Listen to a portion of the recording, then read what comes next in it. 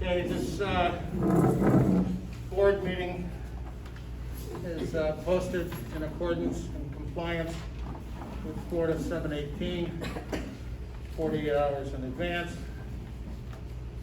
And we will start.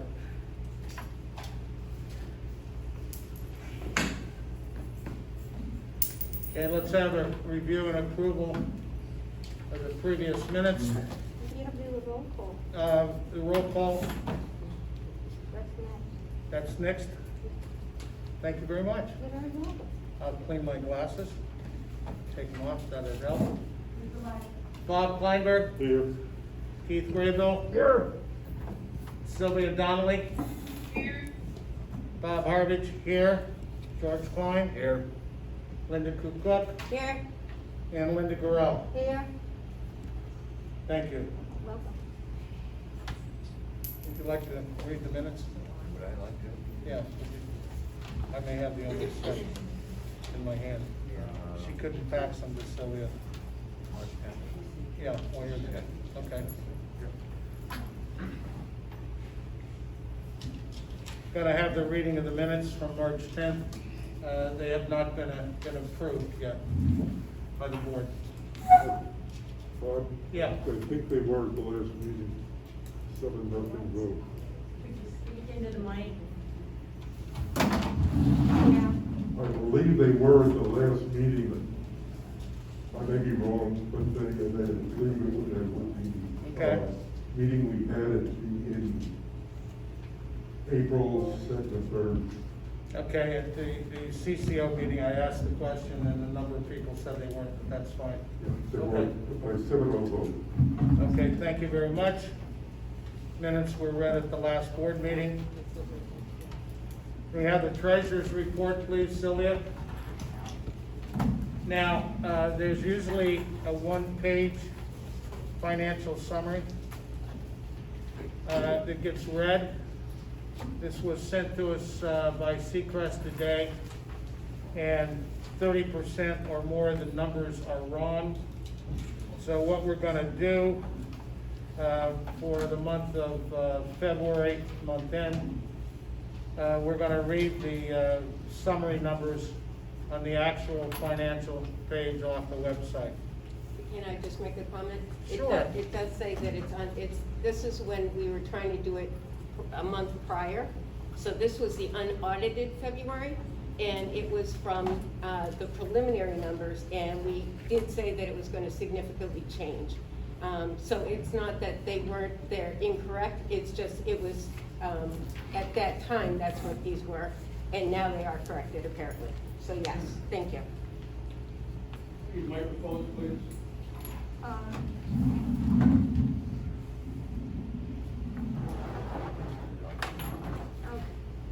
You wanna, yeah.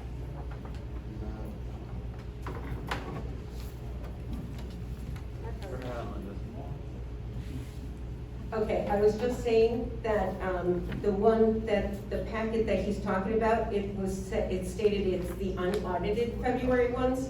We were trying to go 1 month back instead of 2 months back. So we were doing the preliminary, and we did say it was unaudited, that, there had been quite a few things that hadn't been posted yet, but this is a preliminary just to give us an idea of where we were. And then we went back and thought about it and decided, you know what, it's not working that way, so we went back the other way. But this is unaudited. This is the first, that was our first try at it, and it didn't work, but that's why these numbers are not correct.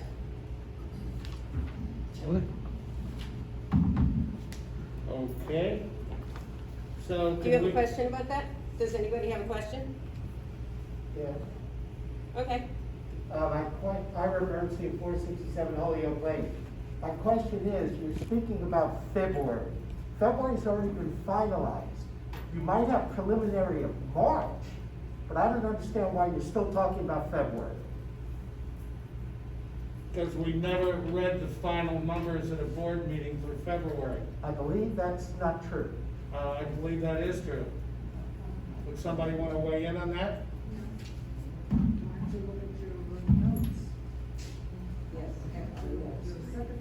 I think I did. I know I did not do Keep in any. mind that I can't hear. Okay. Thank you. Would you speak into the mic, please? Why doesn't the speaker take off the mask while they're speaking?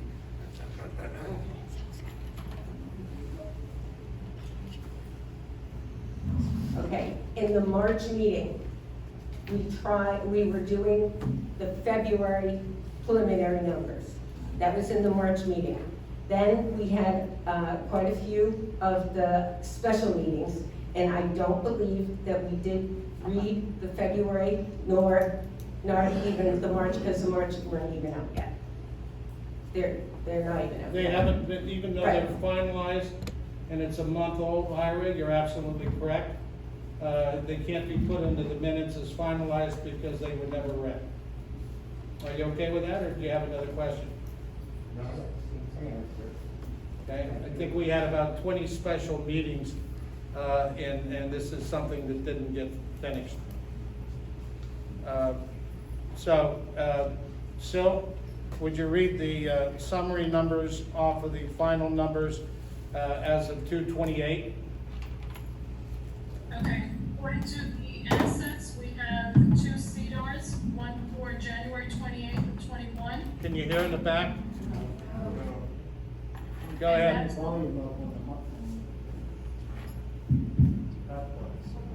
Getting better than anybody else. Go ahead, Sil.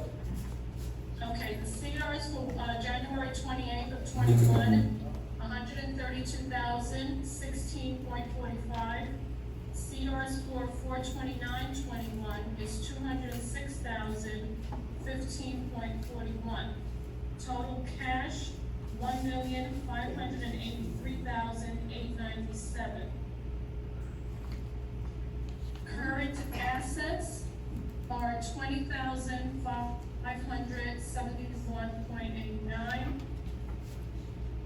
Total other assets are 270,252.08. Total assets for covered bridge, 1,874,721.44. Current liabilities, total current liabilities are 473,594.98. Total owner equity, we have 138,536.35. Total liabilities and owner's equity, 1,874,721.44.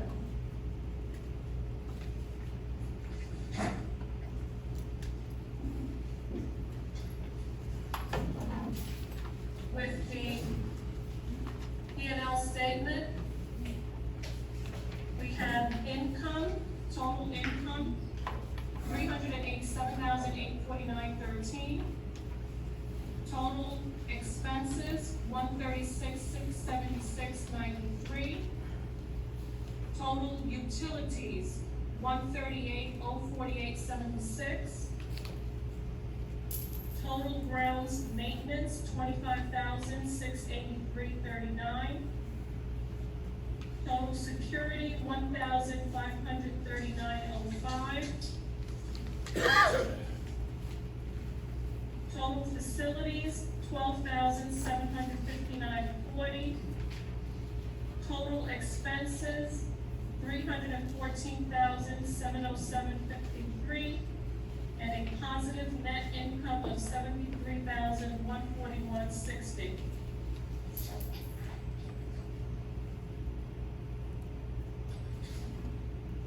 Bob? Yeah, okay. Would you care to just comment on the year-to-date net income, which is, I can't hear you, Bob.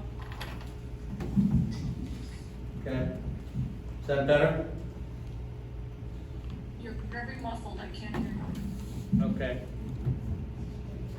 Let me cover that for you.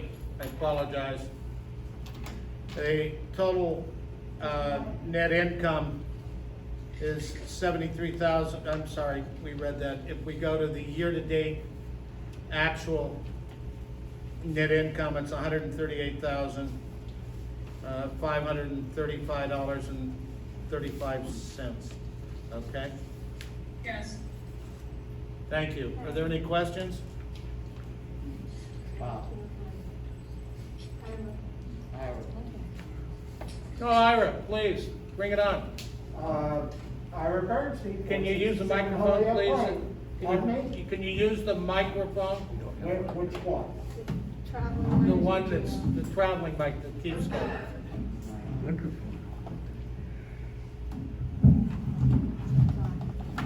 Ira Bernstein, 467 Holyoke Lane. Numbers were just read into the record from both the P&L statement and the balance sheet that have never been read into the record before. Is this a new format that's going to be from this point forward? And if Yes. so, are we going to publish it on the website so we know what to expect? Sure, absolutely. And the numbers are published under the financials under the website. The old format They've didn't. never been read into the minutes before, is what I'm saying. Okay? There are numbers that have never been read. into Half of the minutes. numbers, Ira, on this sheet that were read are on the summary sheet. But the summary sheet numbers were not permanent and finalized. Doesn't answer my question. So this is a new format. That answers my question. Okay, Will thank you this for format be asking. put on the website for all to see? Sure, it's on the website now. Not the numbers that are read into the minutes. The minutes will, the numbers that are read will be in the minute. Thank Is you. that the question? I'm asking, I don't know. Yes, well, yes, but those minutes won't be published into the web until they're approved on the next meeting. Right, and the February financials are posted already, because it's been 45 days, which we agreed that that's true. That wasn't my question. It had to do with what's being read into the minutes of this meeting. Okay, and they'll be in the minutes, and they'll be posted in 30 days when they get approved at the next board meeting. Okay, I'm just saying, those are numbers that have never been read into the minutes before. It's a change, What? it's a change, it's an Okay. improvement. Okay, I just would like to see the change. Michael has a question. Yeah. You're Yeah, fuzzy. I Michael, just I'm wanna, sorry. I just wanna be sure, Michael Steiner, 833B, you want me to take the mic? Yeah. Can you hear Sue? I cannot hear at all. I haven't said anything yet. Okay. Michael Steiner, 833B Salem Lane. I just want to make sure I heard correctly. I believe there was a number read in the beginning of the numbers that Sylvia was reading, assets of 20,000. Was that correct? What I heard as 20,000? Total current assets, 20,000. correct. Okay. Just wanted to make sure I was hearing it right. 20,571. Right. Okay. 89.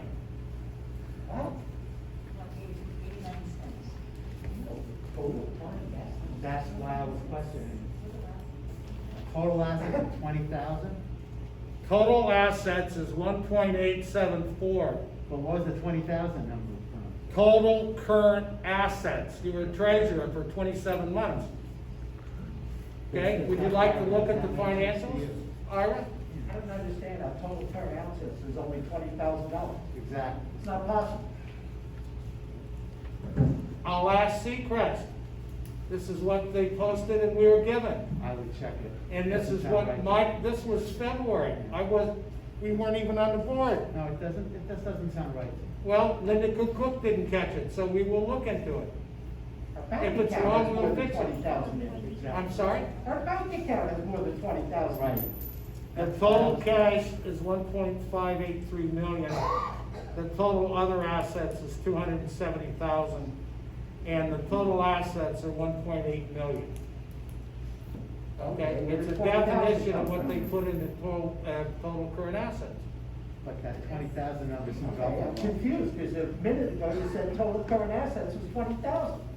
That's exactly what it is, okay? I would check into We'll that. check out, we'll check it. We'll check it out. Yeah, We'll please. check it out.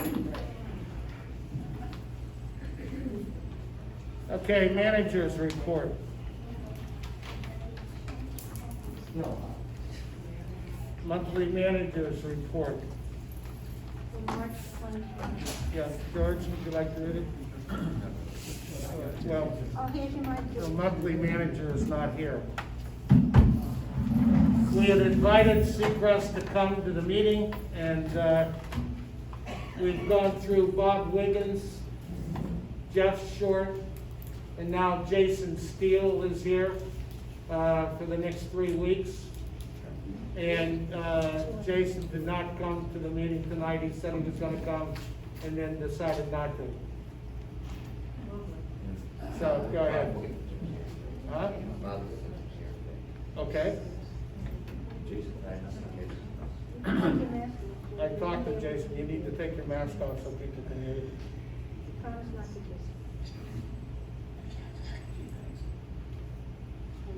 Spoke with several residents regarding concerns with landscaping, Atlantic broadband, and other issues.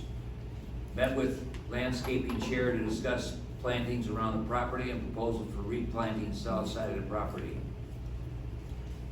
Toured the property with Sharon Tyner, Seacrest landscaping manager, Bill Austin, and Francis Rivas to discuss the south side of the property. Proposal is on the proposal is on the website. There were 8 front doors painted. Spoke with NSI Windows and Doors regarding 5 doors at the clubhouse that needed to be replaced. Another door company, Sunshine Aluminum Specialties, came out, but they did not do glass and metal doors. We'll be reaching out to other door companies. During the POD meeting on March 10th, the board decided to go with the Bounty Pools for pool maintenance. They will start April 9th. At the March 10th board meeting, the board decided the inspection pest control will start on the 9th of April. Lady Roofing investigated several roof concerns with water leaks. Irrigation pipe was broken and repaired next to 124 Amherst Lane. Maintenance staff has started painting soffits around the property and will continue until all units are done. There were 12 sprinkler heads that had to be replaced. Repaired 3 broken 3/4 inch irrigation pipes. Prepared for the annual members meeting and election. That's it. Any questions or comments from the board? No, From the audience? From the owners that are here? you got one. Yeah, he has a question. Of course you do, Ron, go ahead. Ron Cohen, 782 Nantucket Circle. Can't hear you, you need a mic, Ron. Watch the camera. Don't knock it over with what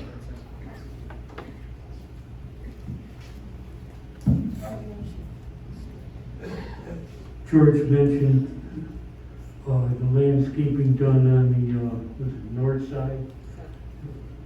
Did you see there was a proposal already done? No, the south side of the property. The Nassau side. South side of the property is what it said. Bank of America. Yeah, did you see there was a amount proposed? That's gonna be discussed by the landscaping committee in about 30 minutes. Oh, okay, that's what I wanted to know. Yep. Thank you. Sales and rentals, pretty good. Okay, we're going to go through item number 6, sales and rentals. Into the mic, please.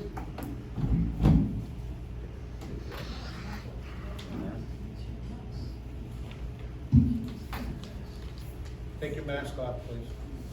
Sales, 195 Cape Cod Circle, Type D, 129.9. 210 Down East Lane, Type D, 130.9. 241 Down East Lane, a D, 169,000. 351B Covered Bridge Boulevard, a K, 112,500. 388B Bennington Lane, an E, 99,900. 407 Bennington Lane, an I, $115,000. 572 Lacana Circle, an E, $110,000. 635 Marlboro Oval, an I, $134,000. 664 Marlboro Oval, an E, $162,500. All right. 707 Laconic Circle, an I, $112,500. 784B Nantucket Circle, $115,000. 802 Nantucket Circle, an I, $122,000. 808A Nantucket Circle, a T, $110,000. 884 Worcester Lane, a J, $70,000. Those are the sales. The rentals, 379 Bennington Lane, a J, $10.50 a month. 4121, 331.22. 860 Worcester Lane, a J, same period of time, $1,000 a month. That's it, sir. Thank you. Any questions or comments from the board? Any questions or comments from the owners? Yes, Ron? Just real quick, you said the rentals, are those rentals money going to Covered Bridge or are those privately owned? Privately owned, it's a rental, a landlord. Say again? It's a landlord. It goes to landlord. The landlord pays the maintenance fees. Okay, good question. We own what, 6 units, Bob? Right. 5? Okay, pet applications. No dogs. There are not, no dogs, no cats? We're happy Yay. about that. Enough already. That's actually amazing. I don't know that in the 10 years I've been here, we've had no dogs and no cats. Have we? Okay, old business. A number of questions have come up about what's going on with pest control and the pool business. Last Friday, a new pool company started, Labonte Pools, if I pronounced it correctly. Yes. And they started on Friday, and they're on site. Feel free to highlight any of you who are frequent users of the pool, any things that you want fixed or corrected to bring it up. They have already submitted a proposal to us for about $9,300. I don't know if the board members have had a chance to see it in their email that was put out after 5 o'clock. Jason Steele forwarded it to me to upgrade the filtration system. Apparently our pools are not meeting sanitary requirements, and we're not getting enough water flow through the filters in a specified period of time. So we will have to take that under advisement and make a decision on whether or not we're going to spend some money on the pools. I don't think we've spent very much money on the filtering system. Would you happen to know that, Michael, from that? That's a question for the board to an owner. No, there have been, I think 2 or 3 times this past year, I had to approve, sign off on, they did some maintenance on the filters. But for the most part, it's very little. At the time that I've been treasurer, very little of that's been done. Okay, well, I think we're playing catch-up. Pest control. Chicopee Court has been suffering since December 4th.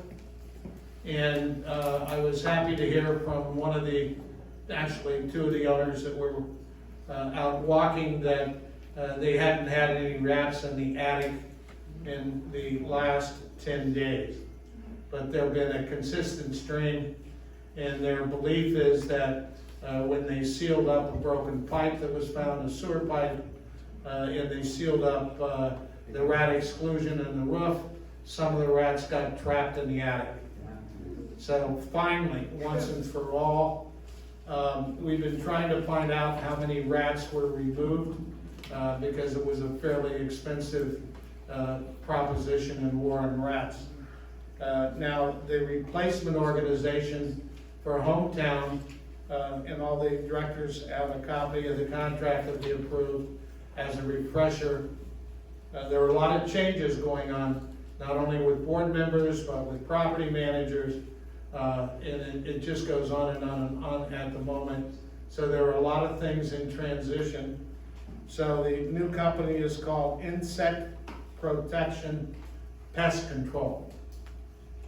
The same procedures and reporting mechanisms to get these people deployed as for Hometown are in effect. We're in the process of buying all new bait boxes. There was a $5,000 budget for that. It turns out that they're going to inspect every bait box to see if any of the old ones are good enough to keep, so we can get a credit for the new ones that were purchased. So at least they're cost conscious. And I hope that takes us in a good place. Now, yes, Michael, please. On the pool, Michael Knight.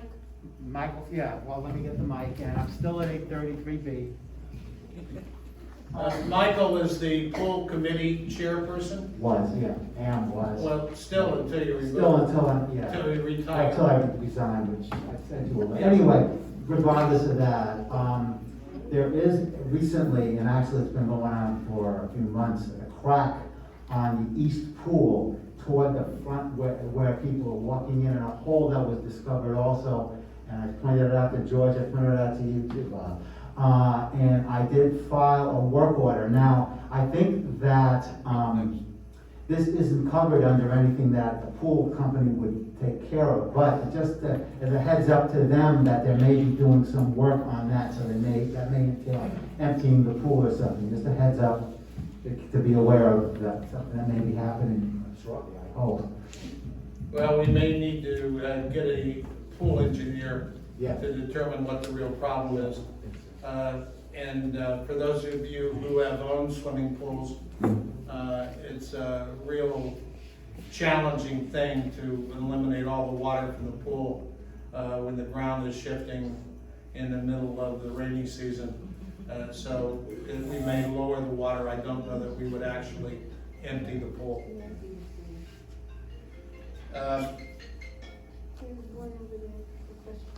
Question? I can't see. Oh, Ira, please.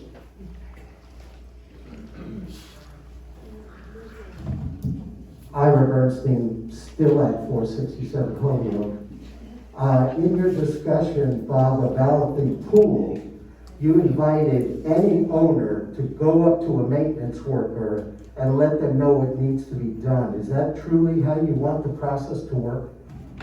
Well, that's how it's been working. So So, that's your answer to my question? Yes? Anybody just goes up and says, fix this?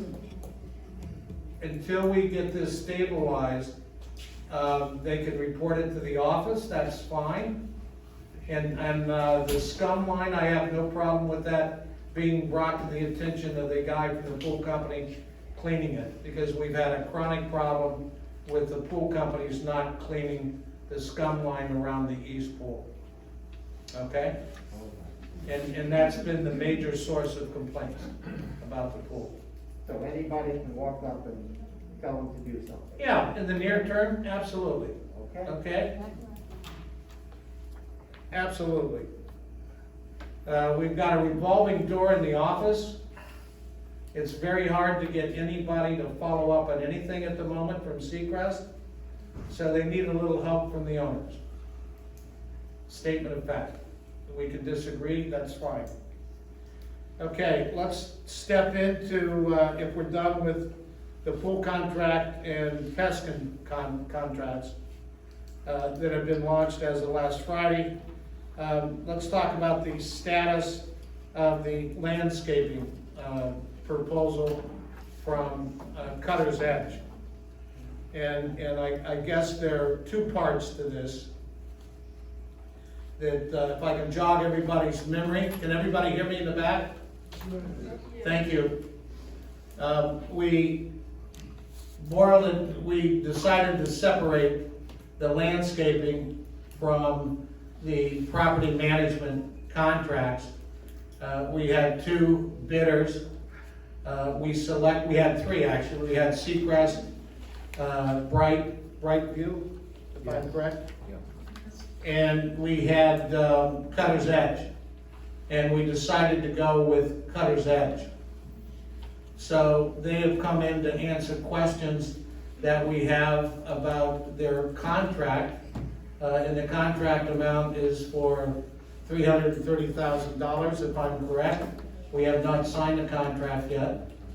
And then within the last 4 days, Sharon, correct me if I'm wrong, I think you worked with them, they did a tree count. Sure, Michael did the tree count and. That was with them one day. George was with them at least one day, Okay. but they did a tree count for anything over 12 feet that requires special handling, which the work historically has been done by Jason's Tree Service. Okay?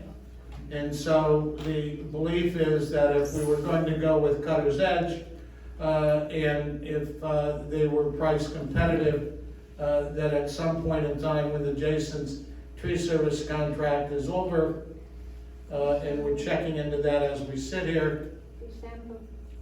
Okay, the question is, has all their work been done that they're going to do between now and the end of the year, since they did their hurricane cut? I don't know what else is left to be done. That's just a question, okay? But they're going to talk about their proposal for tree cutting. So I think we have 2 substantive issues. I think number 1, the way we read their contract, and Bob, you would be the expert on this, but simply that the contract says that they won't cut anything over 8.5 feet tall. And in talking with Cutter's Edge, the question on the table is, well, what about our 4 or 5 miles of hedges that are 12 to 14 feet tall, and are they included or not included in the contract? So that was an open issue.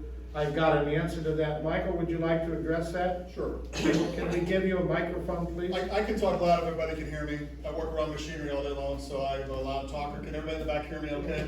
My name is Michael Seahole. I'm with Cutter's Edge. I'm the Chief Operations Manager of the group, and we're very pleased to be here to answer any of your questions and be part of the Covered Bridge community and solutions to your property. So I'd like to introduce a couple of these other gentlemen, and I'm happy to answer any questions on our contract. We have Joe Freed with us today. He's our Customer Service Manager.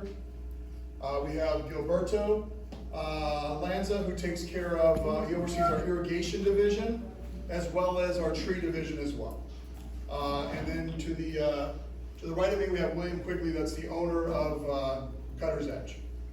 So the question was, do we cut things over 12 feet? In our contract, it talks about trees, specifically trees. So trees that are up to 8 foot, or there's growth at 8 foot, we would cut that as part of our contract. Above that would be a separate piece, which I think traditionally you guys have done with Jason's Tree Service as a separate piece to your contract. In reference to the hedges would be part of our contract under that piece. A hedge is a little different than a tree horticulturally. So you would have no issue then if we modified the contract verbiage to specify hedges and not, so there's no confusion going forward. We can look at it, but as far as I'm concerned, the only thing that it says above 8 foot is the trees in there, but we certainly could discuss that and go through it. Yeah, there's a line item that says all hedges will be trimmed as needed. Okay. So as you know, if somebody's got a flowering gardenia, we may not trim that on a particular call because it's flowering. But in general, all hedges as needed will be trimmed, including the perimeter hedges. That's the one. No matter what's over there. Right, and there's a line in the contract that reads that. All Okay. hedges will be trimmed as needed. Bob, did you have a question? Yeah, I have a question on that. Can we be specific on that? Because very frankly, gentlemen, when you appeared before us initially, you talked about how you could do the tallest trees we have, You showed us a video with the equipment and everything, and led us to believe that that was included. In fact, when we discussed it with you, we said, well, we won't need Jason's anymore, and you said yes. Well, that was an error, either on your part or our hearing it, but that's what we heard. When the contract came in, we found the contract was different. I certainly agree and accept you at your word that the hedges, the perimeter hedges are included, but I really would like them in the contract so we have no question on a future date with different personnel that they are included. Totally understand, and there is a clause that's in there, we can certainly discuss it. In reference to the trees, in that meeting that we had, we actually had that contract submitted before, so there was no change in the contract. If you look at the date that we submitted, the proposal that we sent was from November, I believe. I can look at the date on there, and I apologize about any confusion. The tree trimming is in addition to that contract. I'm not disputing what the contract says. My point was, what was said to us at the presentation was different, or we interpreted it differently than what was in the contract. I understand what's in the contract. In order that way there be no misinterpretation in the future, I would like the contract to read specifically about the hedges. We'll highlight that area in the contract, and if you'd like us to say hedges above 10 to 12 feet will be trimmed, we can add that in there. We'll highlight the area where it does say all hedges will be trimmed. Well, but assuming or making sure that right now our hedges, I believe, are 12 to 14 feet high. So that we're talking about substantially above the 8.5. Yeah, we have special machinery that rides right along the hedge and does that, so we have no issue for that. Okay, and then the second question that was raised, which Bob has already brought up, was our apparent confusion, either ours, Cutter's Edge, or Collective, that the contract did not include cutting the tall trees. Now, you have since this week, last week, over the weekend, taken an inventory of all of our trees and all of the varieties of our trees, and come back with a proposal to cut our tall trees, and that's anything, over 12 feet or 8.5 feet? That's the definition of a tree? That's correct. Okay. Well, no, trees are 8 feet and palms are 12 feet. Okay. So palms, there is a maintenance line in our contract. That's part of the maintenance contract. And that is to make sure our walkways are clear of any trees hanging low so people can walk along the walkway. Any parking areas, trees are kept at 8 feet so cars can park their cars in those areas. Ground palm fronds are taken off certain species of palms.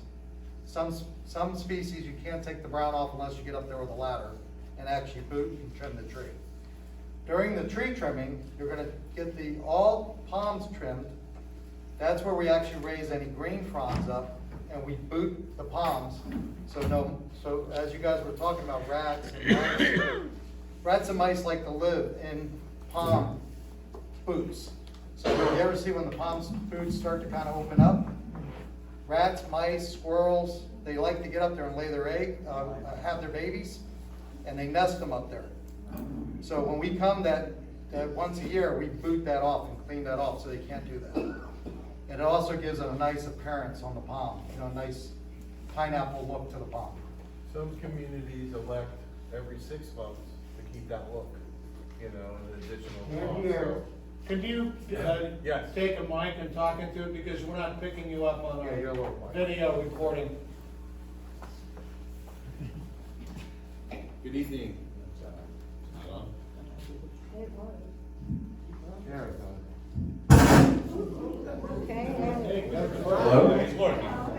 Okay, hi, I'm Joe Freed, I'm customer service manager, so I come into play from start to finish. So I've spent some time already on your property, looking at the trees and everything, but you know, we're here, we can accommodate what you guys need. We have communities that have us trim palms every 6 months to keep that look. Not only from what William said about infestation, but there's other animals as well that get involved in that process. So I just wanted to comment that it's not only once a year, it could be every 6 months if you guys so choose. So that's me. Question? Okay, question, Linda Garrell? Could you point out on the palms what you're talking about, because I cannot picture this. Well, we can, it's kind of hard to point them out. You can point, there's a palm out there. Well, you have slick trunk palms and you have booted palms. Right. So the booted palms have little, brackets that go up the tree. So our sable palms sometimes are slick and sometimes have the boots on there. I'm happy to show you on the palm tree and explain exactly what we're talking about, but essentially, it's like a little area that things can grow in, things can nest in, things can, You're the ones that have everything like on the ground, right? Well, any rats and possums and snakes and all these things will go anywhere that they can hide. Not necessarily just on the ground, but up to very high places. And the other thing is you got self-cleaning palms, like a royal palm, like a foxtail palm. So anything that's got a green shaft instead of a boot, so it's got a green shaft, those are self-cleaning palms. So when we come in and do the annual cleaning, we usually just take the seed pods off and any brown, because they're self-cleaning and you don't want to take their food source away. So the more you take green off a tree or a palm, you're cutting their food source back. Right, so because they get all their food through photosynthesis, which is through the actual skin of the palm. Amber alert. Yes, ma'am. Amber alert. Let's turn off, wait a minute, please, could we turn off the mic? Yeah, somebody's I got have the a alert. palm tree with coconuts. Okay. Take the coconuts down every so often. The coconuts would be cut as part of the tree trim, that's correct, absolutely. And the coconuts do attract things that would eat coconuts. It's an edible fruit, much like all palms with the seeds and the different pieces in there can be edible to different things, not just to us, but How often do you do that tree? once a year. Oh, all Right, unless requested by the, by the community that, and Joe will make that recommendation, that say, some of the coconuts will tend to fruit more than others, and they may be in an area of liability where people are walking. While Joe's on the property doing his inspections, he may point those out and send a proposal to the board that says, 6 out of the 18 coconuts on the property, he suggests they should be trimmed. Then it'll be up to the board's decision. And there was a good amount of sable palms on the property, we noticed, and, that could definitely use, more attention than most other palms you have on the property. Yes, sir.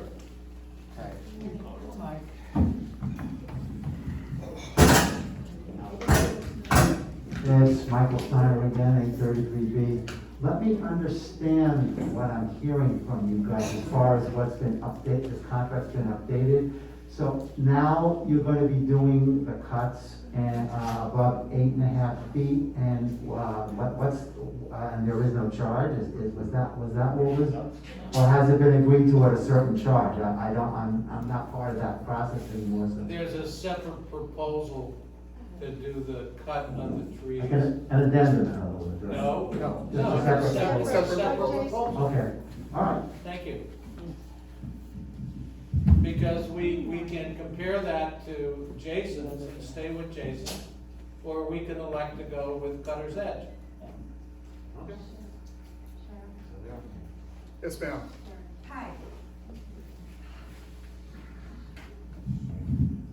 Hi, Sharon Tyner.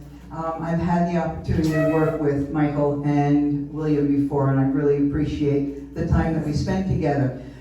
I don't really have a question. I want to speak to the audience, the members here, because I want you to understand that we have a habit of leaving chairs out.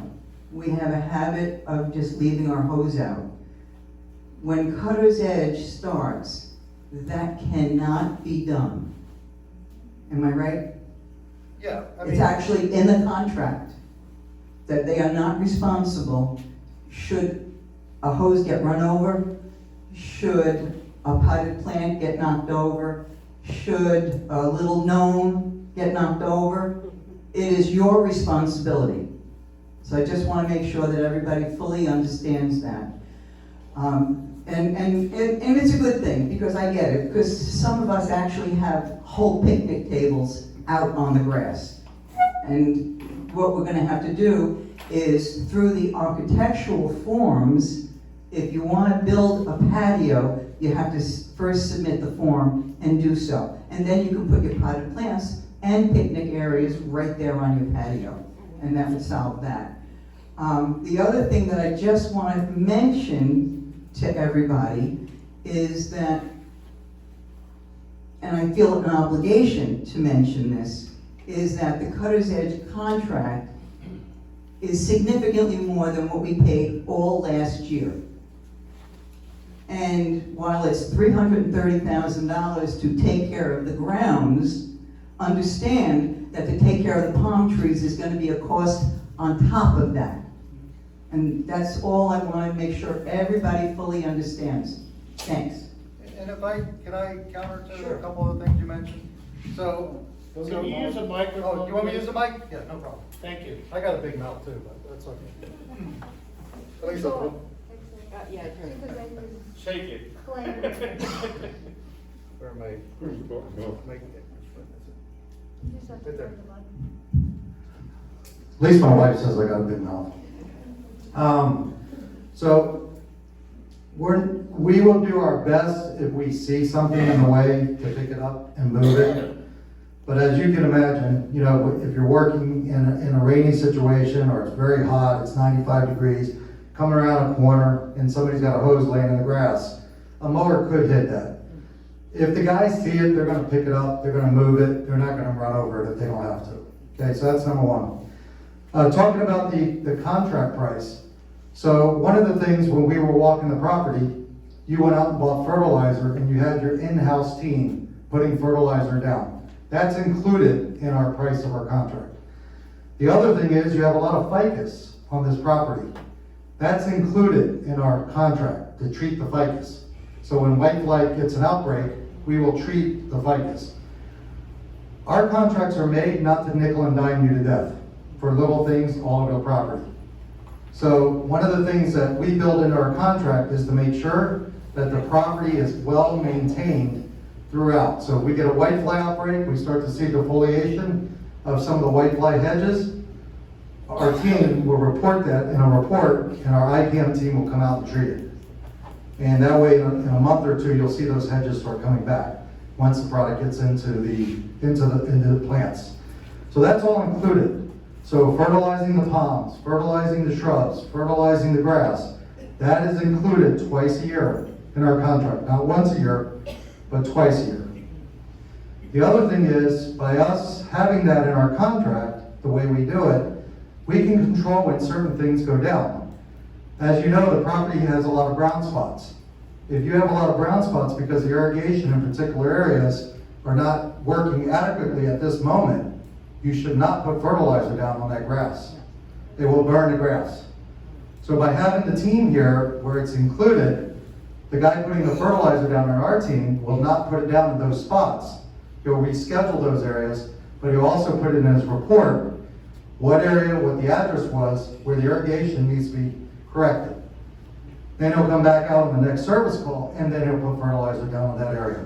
So that takes away a lot of the damages that you get nickel and dime. Oh man, we need 2 pallets of grass over here, we need this over here. So those little things. The other thing we notice as we walk around, there is a lot of weeds in your grass. So weeds is a selective herbicide that takes care of the weeds. Okay?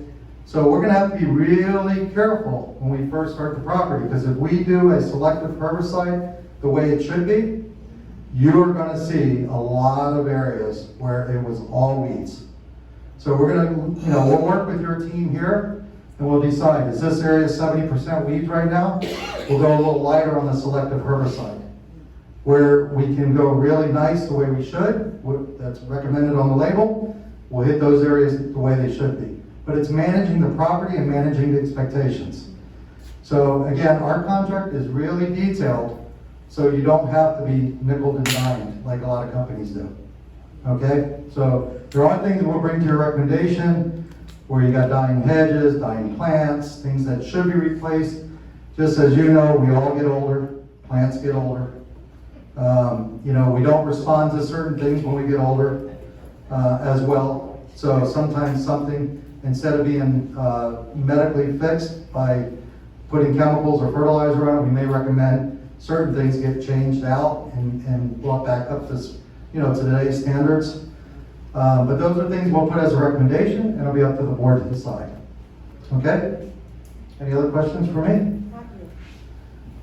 Yes, go ahead. Go ahead.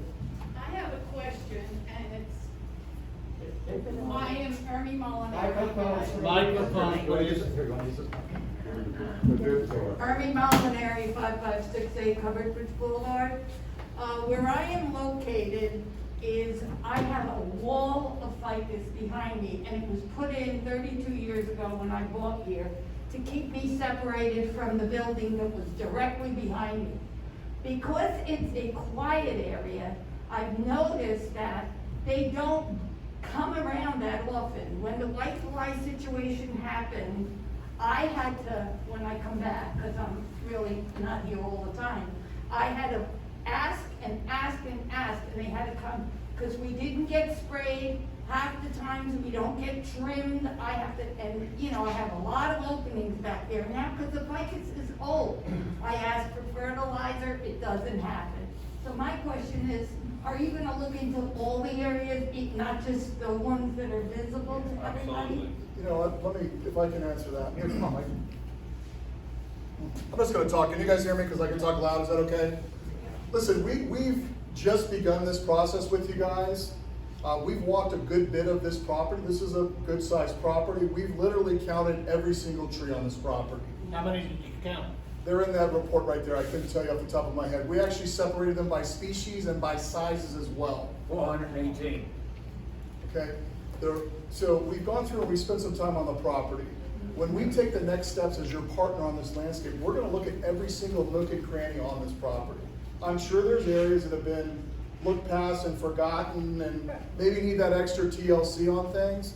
That's one of the things that we really want to do. We want to look at all those areas. I'm sure there's all kinds of different nooks and crannies and so forth, like it sounds like at your house. Yeah. We're going to go through that. We're going to set up a strategic game plan to make sure that we're looking at those things. We have a team second to none. This is just a few of our management team. We've met several of you guys. You've seen us around the property, and we're just beginning those stages. So we want to do the right thing for you guys and make sure we're looking at all those pieces. We're not perfect, but we try to make sure we're holding the value of the community the way that it should be. Thank you. Thank you. Thank you. Yes, ma'am.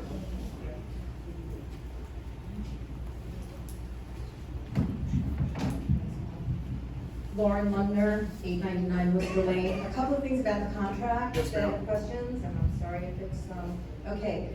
First of all, when things are cut as needed, who determines what's needed? Great question. When's needed? Great question. So I feel like I should give my address, but I don't live in here, but so it won't make any difference. Every time, I feel like I should say, I live at 1507.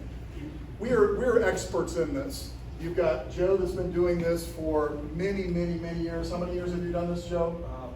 40 years. You have William, our owner. You have Gilberto. I've done this for many years. I've done this most of my adult life. We do a lot of training. We have several horticulturists on staff, several ISA arborists on staff, a certified pest control officer on staff. We're the ones making that decision. We're making it for you guys. We want to be able to make the right recommendations for you for different reasons. Because, go ahead. No, but what I want to ask though, I appreciate everything that you're saying, Right. but how often are you going to be on our property to look at our property specifically to see what's needed? Well, in our, yeah. Joe, customer service again. Hi. It is my job to walk the properties. Okay. Anybody, there's gonna be hopefully a representative, a liaison from the board or somebody on the board. We're gonna bring our own vehicle, a golf cart, whatever the case may be. We're gonna pick some dates when you guys are ready. We're gonna do go through the community. We're gonna look at what I recommend should be the, first items that we need to deal with, like, for example, irrigation.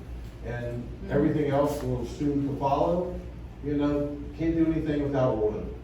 So I spoke to the new president over the weekend. We were very concerned, me as the customer service manager, hey, you know, we need to get the ball rolling on the irrigation. And unfortunately, we weren't able to get in it was locked, we came a little late. We came back the following day. But what will happen during these drive-throughs on the community, we're gonna prioritize what we need to do, and there will be proposals to follow. And then we will, you know, obviously, I'm sure there's budget concerns, so we have to approach it, you know, in a delicate way. We have an old irrigation system. Everything that needs to be done to the irrigation system, is that included in that 330,000, or are there going to be charges on top of? No. Let me clarify that. So, no, hold on. So, let me clarify that. So, Yeah. the wet check part is included in that. So, Okay. going through the system, identifying what needs to be repaired is in the part. Do When you we, charge by an hourly basis or by the job basis? so that is, it's built into the cost, us going around and doing the actual wet check. The parts to be repaired, and this is where we'll build trust as we develop in the community. If we make the repairs as we go, which is the right way to do irrigation, because irrigation is under the ground. So if we make the repairs as we go, and let me clarify that none of our team members on the irrigation team get commissioned, so they're not gonna fix anything that they don't have to touch, okay? If we fix the things as we go, it's included anything up to 1 3/4 inches. So only valves, pump stations, things like that would be built additional other than the parts. So somebody's got an Amber Alert going. It's not me, I'm here.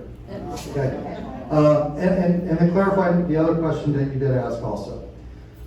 So if the team is trimming the hedges and they realize there's whitefly in the ficus, as you know, whitefly, once that gets on your body, gets on the machines, it may not be in other parts of the property. So at that point, the team will say, hey, don't touch the area here that's got whitefly. Do not trim it until we get it treated. Because if not, we're gonna spread that all through the property. Oh, and I appreciate you going into Right, the other so- stuff, but I know that there are other people with questions, and I Yeah. just want you to answer Yeah. the ones that I'm asking, if that's Well, okay. that to was everybody else. that was one of you asked, who makes the decision Oh, whether we whether trim it's- something or not okay, trim trim something. something, Right. okay, I apologize. That's You're okay, right. that's okay. And, okay, so you said about the palms, that they could be trimmed like every 6 months or every year, so is that a different charge as to which one we choose? Yes, that's, we submitted that price for that. Okay, Yeah. and the other thing is, you don't, did I understand incorrectly in what I heard before, in that you don't do hurricane trimming prior to a hurricane? Okay, so there's no such thing as hurricane cutting. It's just a phrase that people use. There's preparing your trees for storm season. Okay, and that's either called class 2 trimming, class 4 trimming, whether it's called crown thinning, crown reduction. So if you've heard hurricane trimming, it's a myth that if you ask an ISA certified arborist, they tell you there's no such thing. So it's preparing the trees for storm season. Okay. So that's where we're opening them up. That's why, again, it's different But than the is- maintenance part of the contract, where we're keeping them lifted. But is that done just before hurricane season? It should be done, honestly, it should be done in February, March, or April, which is the best time to do your tree trimming. Oh, but it's included in the It's contract? a separate proposal that we already submitted. It's a tree trimming. It's a tree trimming proposal. Okay, so Okay. that's in the tree trimming, that's in the proposal with the ones that are. Right, the height. and that's when we'll come Okay. in and we'll actually open up Okay. the trees, we'll make sure the wind can flow through them, things like that. Okay, could I suggest that within the contract, with somebody who's written contracts, that you could just put in with the hedges, that all hedges will be trimmed regardless of height, takes 3 words. Yep. Takes care of it. Absolutely, absolutely. Okay, and the only other thing too is with herbicides, my son and daughter-in-law's dog passed at 5 years old. There's a certain herbicides that affect the immune system of dogs. I hope that that's something that will be, I'm not a dog owner, but I know a lot of people in here are, and I think that that's something that should be particularly looked at. We as don't- what you use Right. and for that particular reason. Right, so we try not to use any chemicals that would be harmful to people or pets. But at the same time, we'll flag wherever we're spraying. There'll be what they call a placard on the ground. Homeowners, when they see the placards, for 24 hours. It dries in 4, but we always say in 24 hours, don't walk them in those areas, just to be safe. Thank you so much for putting up with all my questions. Oh, absolutely and not. Thank you for your patience. An educated customer is always the best. Yes? You, who got the hand up faster? It doesn't matter. Okay, go ahead. I don't have my glasses, I took my glasses off because they were fogging up, and everybody looks so handsome and beautiful at this moment. Ron Collin, 782 Nantucket Circle. To augment what one of the other ladies said earlier, I was informed, I think, at one of the meetings that you have different equipment as far as cutting the lawns. Yes. Whereby, in the last few, since we've had Seacrest, when I've been in my backyard, and I know a lot of other homeowners have the same thing, the leaves from the trees that are in the backyard are never picked up. Okay. And consequently, it's killed the lawn and left with just weeds. Is your equipment gonna be able to, with bags maybe, instead of just mulching it all the time, and still leaving these dead leaves on the ground? What can be done about this? So in Florida, you don't bag, and there's a couple of reasons why, especially in South Florida, is our soil is very acidic. It's very sandy. So it doesn't get a lot of organic. So we have mulch kits, not mulching blades, mulch kits. So our mowers, as they go over leaves, will make them so fine that they go back in the ground. What you're talking about is if you have an area where there's a very large tree that, we're getting toward winter time and it drops a lot of leaves in one spot, we'll rake those up and we'll take care. So wherever it's really, really thick, we're not gonna mulch over that. We're gonna blow them out, we're gonna blow them into a larger area of grass where it's not thin. We'll rake the piles up and then we'll mulch what's left that we couldn't rake up and get off the ground. Well, that sounds good, because that's never been done. Yep, well, you'll see it, because that's the way we do it. My next thing, when you were talking about fertilizing the lawns in people's backyards, is that, and one of your gentlemen workers said that if it's, it needs water. If you're gonna be using the powder kind or whatever, it needs water.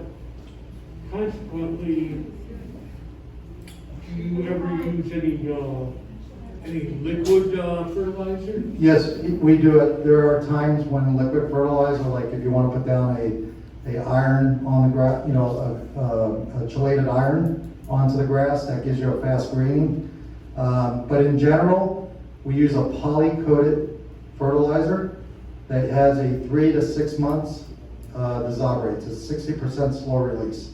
So it feeds the grass over time, or it feeds the plants over time.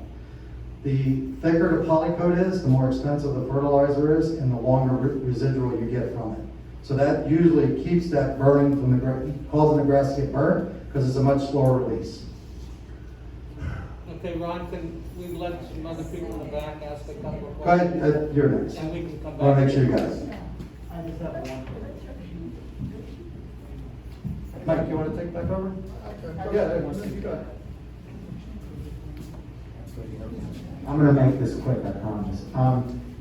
When Sharon and I were walking, checking the pathways around, the perimeter pathways, and one thing that she pointed out, turn off your cells. One thing that she pointed out to me was that part of the problem in the fact that there were dry spots is because of the fact that we have a lot of sprinkler heads that are simply the wrong size. They're large. They're like, if you follow them, I think they're like this, and they should be like that.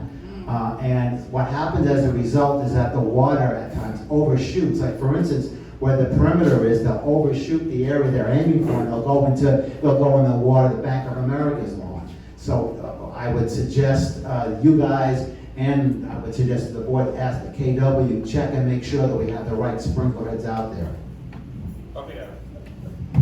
Can we ask some questions in the back, please? They've been very patient. Go ahead, sir.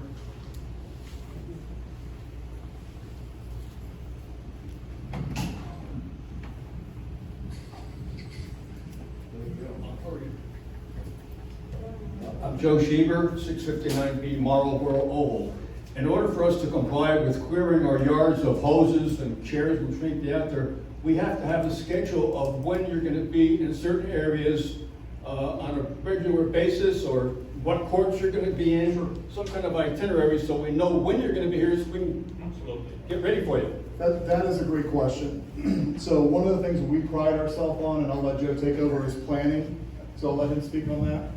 Sir, what will happen is there'll be a schedule posted before we start of when we're gonna be here. It'll be posted probably on your website and Clubhouse, so everybody will know what days we're gonna be here and what we're gonna be doing. Right. That way you'll be able to be prepared and move things around and, you know, help the guys so they can concentrate on what they're here to do. And again, if something's too heavy for you to move out of the way, come out and get our guys. They will help you. Our guys understand where their paycheck comes from, and they understand it comes from each and every homeowner. So if there's something too heavy for you, and you come out and grab our guys, hey, can you move this for me? They will absolutely help you out move it. Okay, our guys are great with that. Go over here, He hasn't talked yet. I like your hat. We can share. That's what It's it okay. Rusty Innes, 468 Holyoke Lane, everybody can hear me, I assume. I was here when y'all first made the presentation, and I was very impressed with it. I was not impressed with the price, but like several other board members, it seemed like it was about $50,000 more than the competitor, but with y'all were going to be doing Jason's job, which was something like 35,000, 36,000, 34, whatever it was. So it just made it a little more. And I'm gonna urge our board to at least reevaluate the other guy's contract to see if it justifies the extra 50,000, because y'all are telling us we're not gonna nickel and dime you, but I keep hearing that we'll make the proposal to fix the pipes, we'll make the proposal to do this, do that, so that's nickel and dime too. Well, I appreciate that. We want to take care of your community. There's obviously going to be some things that we need to do in the community to repair things, like the sprinkler system and so forth, and we're happy to do those pieces. I would assume that you guys are paying, as you repair the sprinkler system. You guys mentioned early on that you had to repair some heads and so forth. We're not looking to nickel and dime you by any means, sir. And one of the things that we pride ourselves on is service. We're here to be part of your community. William said it best, you guys are paying our salary. We work really hard as a company to be forward-thinking, to help the value in the community. We feel that we are heads and shoulders above some of the other folks out there. I'm sure the folks here are doing a great job, but we're gonna do a better job. And we're gonna be here. We've got this management staff plus other staff that are gonna be here as part of your solutions. I don't know if that answered your question or not, so. Go, please. So one other thing, you know, they hired me for customer service, but they also hired me for my 40 years of experience in this field. And for example, it was mentioned earlier, I don't know if this was a monthly report you mentioned, that there was 12 sprinkler heads replaced and 3 pipes repaired. Was that the entire month? So I came into the community for the first time last week, and I'm not a panicker. I'm 60 years old. I've kind of seen a lot around here, but I did say that there seems to be a lot of issues with the irrigation. And I find it hard to believe that there was only 12 heads that needed to be replaced based on what I saw. So we're not going to nickel and dime you to death. We're going to get the property looking up to our standards. So that's all I wanted to say. Go ahead, sir. Lisa wants to ask. I don't know if it pertains to you or not, Joe. Ira Bernstein, Hampton Court. Sorry to harp on this, the money aspect, but I do fully understand you get what you pay for. Rusty was comparing the price to other bids. I compare the price to what we actually spent last year in 2020, and your contract is $41,000 more than what we actually spent, Seacrest and Jason's combined, okay? So my question is really not for you guys, but more for the board. Since the proposal's been submitted, can you please let us know what the bottom line of that proposal is, so we have an idea how much above the 41,000 it's going to be, or how much above the 330,000 in the maintenance contract? How much is the tree trimming proposal? 38. 38. Yeah, 38,000. 38,000. 37,910. 38,000. Okay, so we're gonna spend 79,000 more than we did last year. Thank you. I just had one other thing to say. Is the tree trimming for this year complete? Yeah. Okay. All right. I need to confirm that with Jason's. They've done the tall cream, what they call a hurricane cut. But there's another 6 months left in the year. Yeah, I mean, most tree trimming is a one-time, go through and get all the trees done. And I can tell you, walking through the property, not every tree here has been trimmed. And that might be why sometimes you're getting a cheaper bid, is they are hiding and not doing things behind the building because they're doing it for less money. So they're skipping places to make up that cost because they have to make a profit. So the other thing is, I would hope that when you take your car in to have it repaired or have an oil change, that if they saw a crack in the motor, that they brought it to your attention and gave you a price to correct that before the whole engine blows. So that's one of the things that we do much better than other companies. We're not gonna come in here and just cut your grass. We're gonna come in here and improve your property. So your property is a nicer place, so it works better. That's our goal. Our goal is to make this place a better place that you live every day.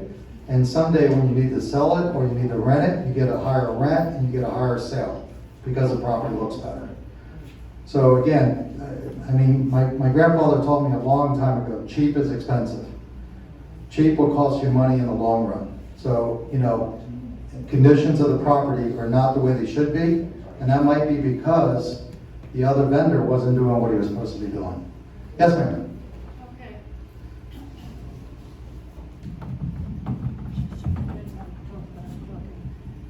Jacqueline Ginty, 806 Nantucket Circle. You're talking about improving the property, the overall improvement of the property. There are quite a few areas that look absolutely disgusting. And some of them have to do, the owners don't want the areas touched, which is beyond my understanding. I understand you have a patio, you make that nice or not, but there are other areas, there's overgrown bushes, overgrown whatever, it looks terrible. How do you plan to go about that and straighten those areas out? What do you plan on doing about that? When the owner will come out and say, don't touch it. I like the way it looks, and yet it looks disgusting. That's a great question. So I went through that today on a property where the owner didn't want to cut a specific tree. Exactly. Okay? So we spoke with him, we explained why that tree should be cut, why we should maintain it horticulturally, arboriculturally. We don't want to have something that A, is not aesthetically pleasing to the entire community, but more importantly, doesn't become a liability to the community. And so we have no problem coming in front of all of you folks and talking about these things. We have no problem talking to your homeowners. Again, we're not shy guys. So if there's something that needs to be trimmed for a specific reason, for rats or pests or just aesthetics, we're going to bring it up to the board and say, hey, this should be cut. At the end of the day, we work for you guys. Right. So we can only do what we agreed to do from you. But we have no problem looking at something and saying, although this might be neat to you, it needs a little bit of tender love and care. So if I have an area of concern, I can almost count on it that if you don't get through to the owner, I can refer to the board and find out what is happening, why is that area being taken care of. That's correct. I'm not turning you over to customer service manager, Well, one of the things that I always see when I see an area like that, it's usually blocking the sprinkler head And that usually is the reason why some of the grass on the other side here or there is looking brown. Because, you know, these sprinkler heads typically, correct me if I'm wrong, they can be 40 feet apart, you know, and the last leg is coming around to water an area and there's some untrimmed shrubs that are, you know, blocking its path. And usually, you know, you can talk to someone and logically to say, hey, this is all gonna grow back, you know, let's just get it a good base and make it look nice. And hopefully eventually we'll be doing mulching as we do in most of our communities, and we're gonna need to clean up that bed, trim it up, make it look nice. And I understand that, but I know of some areas that, like I said, they look absolutely disgusting. But the owner wants to have her pots out there, she wants to have this out there, and that would not go along with what you're trying to do to improve the overall looks of the property. That you would still have those areas, so that doesn't improve the property overall. If I may say something, at Could some you use the point. microphone, please? Sorry, how you doing, guys? Hi guys, my name is Gilberto. I'm in charge of the trees and the irrigation. You know, to answer to your question, I mean, it's gonna be at some point that we're gonna have to, you know, we will communicate those areas with you guys. Listen, the owner of this and that just didn't let us cut that particular plant. At some point, you as a board make to have a decision and let us know. Gilberto, we decided to go ahead because obviously I cannot jump and just simply cut the tree unless if it's strictly necessary. But at some point you need to create your standard and we will adapt to it. Okay, all right, sounds good. And that was the answer I was just gonna say. So, you know, we're not gonna run over one of you to trim a bush that you're standing in front of. So what we will do at that point is, we'll be very polite with the person that's there. We'll let them know we're gonna take the address down. We're a customer service manager. We'll take that address down. He'll approach the property manager with the information. And a lot of times we've had to have a property manager or a board member come out with us to the property and tell the person it's gonna get trimmed. Okay, so- And then we'll trim it. So you will address the problem areas? Absolutely. Beautiful. Absolutely. But we'll do it through the property manager, who will do it through the board. Okay, Okay? thank you. Yes. Okay. You've been quiet. What'd you say? You're hardly ever. Yeah, okay, so thank you. I'm not speaking as a board member, I'm speaking as an owner. I live at 887 Rooster Lane, Wellesley Court. I have the back fence nestle. It's really horrible. And also, how often do you do a wet check? Once a year? Once a month? Once a month. And if somebody calls up and they want one, I believe it's $75? Yeah. You need a whole wet check?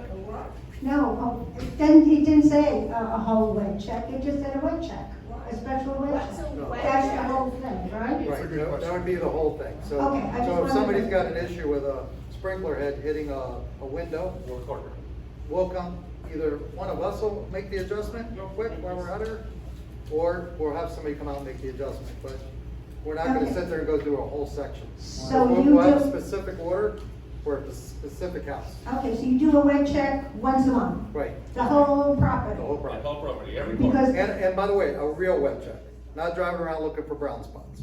So our team. Brown spots. Right, so our team goes around, they actually go around, it's a two-man team. They go around and they run the system, and if they see a head, so you can literally, a lot of companies who say they're A lot of companies who say they're, oh, I'm sorry about that, Mike. So a lot of companies that say they're doing a wet check, what they're really doing is checking brown areas. You can have a really green area, but that sprinkler head is aiming right to the house. Okay, because it's been raining, so all the grass is green. So to do a real wet check, you have to go around and check every sprinkler head, make sure it's turning the way it's supposed to be turning. Is it popping up all the way? Is it stuck open? Because what happens is when it's stuck open, it's a defective head already, right? And then the mower's gonna hit it. The mower didn't mean to hit it because it was stuck open. So we'll go around and check all those things. Sometimes when they're stuck open, it's just taking the nozzle off, blow it, put it back on, and it's good. Okay, there's no additional charge for that. During the wet check, there's no additional charge for adjusting a head. If we have to replace a head, that's where we'll charge for the part that we put in. Okay? Any other questions? Yes, sir.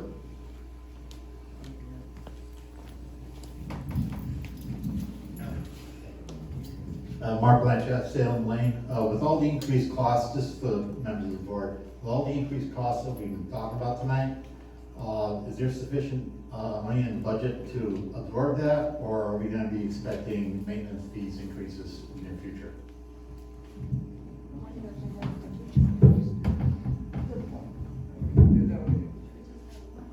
No support.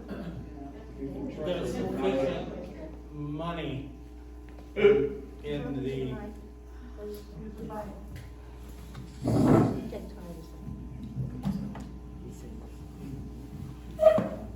depending on what increases we have, there's sufficient funds to cover the cost of what we're talking about without increasing the maintenance fee.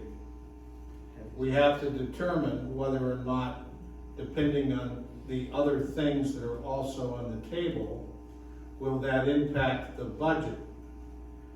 We have a lot of room to cover increased cost in cash. That's not to be confused with, it could all fit in the budget. So it depends on what we do and how we prioritize what we're trying to do. Okay? So that will not result in a maintenance fee increase between now and the end of the year. Okay, the last time we had a maintenance fee increase was 13.43%. We did not have an increase in 2021 because some of the monies from Atlantic Broadband was used to offset our increased cost of Atlantic Broadband, all right? You all remember we folded all of the online stuff into the base cost, so people didn't have to pay the $113 a month for internet, because now it's not free because the association's paying for it out of the maintenance contract, but you're not individually paying for it. And I'm not trying to Mickey Mouse the words. Have I confused you, or have I helped you understand your question? I think we're gonna be expecting an increase down the road based on your answer. Maybe not this year. And we don't know that, and you're deluding yourself if you don't think you're gonna have an increase in the next 5 years, okay? So whether or not we do some of these things or we don't, our costs go up. Make no mistake, Atlantic Broadband, the way that contract was negotiated, goes up 4% a year. That's a huge number, and it's compounded. So that's gonna drive up your maintenance cost, okay? So whether or not we do landscaping or we let the grass go to crap, George and I just did a tour of the property and covered all of the grounds, and it was, I was shocked.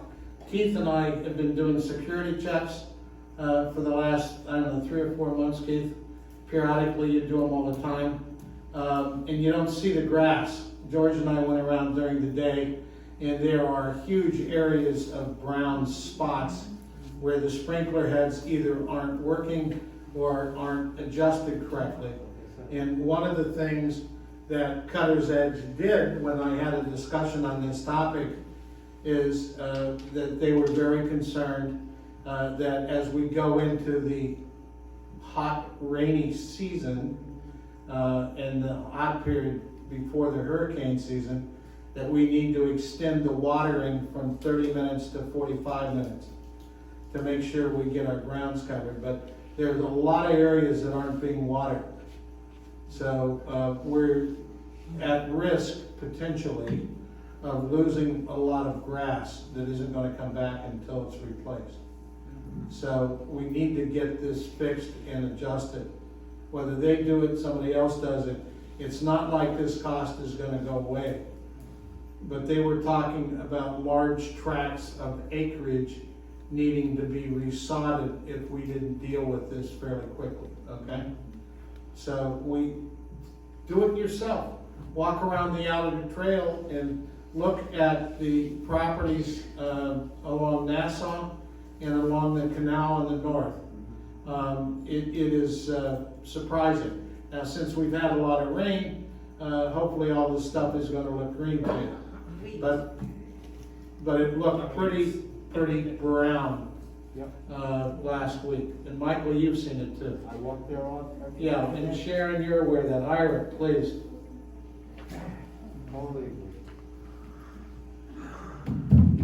Ira Bernstein, you gotta know where I live by now.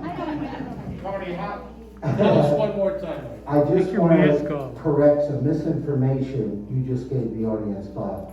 Okay? Money from the Atlantic Broadband was not used to cover increases in the budget. All of that money is currently sitting in CDs. The money that was used in the budget was surplus money from the year before. For accounting purposes, that money we got from ABB is allocated in the P&L over 120 months, the length of the contract. So 1/120th of the money shows up in the P&L, but it was not used to cover budget expenses.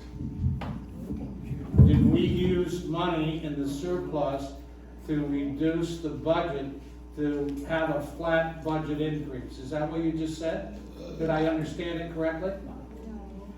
Yes, surplus from the year before was used to prevent increases to maintenance for this year. Yes. Right, that was the 13.43% increase. It's not what I'm correcting on. I'm correcting your statement that Atlantic Broadband money was used, and it wasn't. It's sitting in CDs. Okay, thank you very much. Yeah, we intentionally had a surplus. We overbilled the owners 9% that they didn't need to pay, okay? Well, it was for the deck, it was a pool deck. Are we finished with? So, are we done with, any other questions? May I just add one other thing to the irrigation man? Here for you.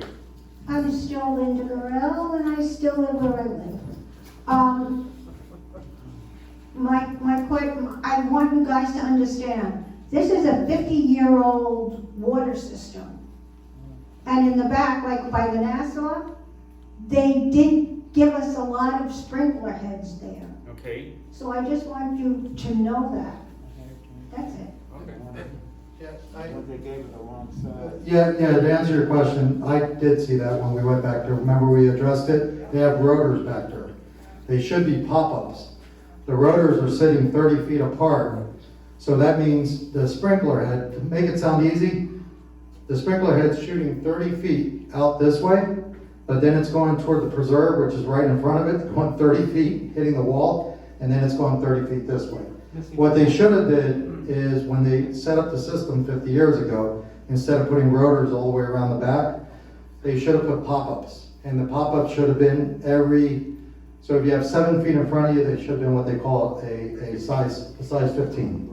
Right, so it goes 7.5 feet this way, 7.5 feet that way, and 7.5 feet in the front. A lot of that was done by a person putting them like that. Right. But they couldn't do it anymore. Right, and so to answer that question, listen, I can come in here and again, make a fortune and revamp the system.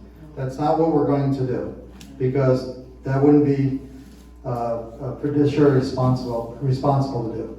But there are going to be certain areas that we need to address where the grass just won't grow.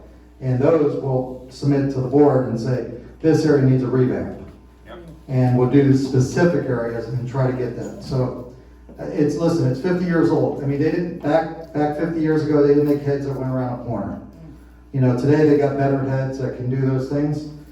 But we got to be, responsible. Is it okay for the sidewalk to get wet here, but not over here where we have somebody that's, on a wheelchair? That we need to get that corrected so they don't get wet going down the walkway. Yes. Ron Cohen, 783 Nantucket. I'm a new homeowner. How do you know when the sprinklers are gonna go on in specific areas? Do they all go on at the same time? There's timers, and so we'll know if it's set for. I mean, how would I know if I want to check on it?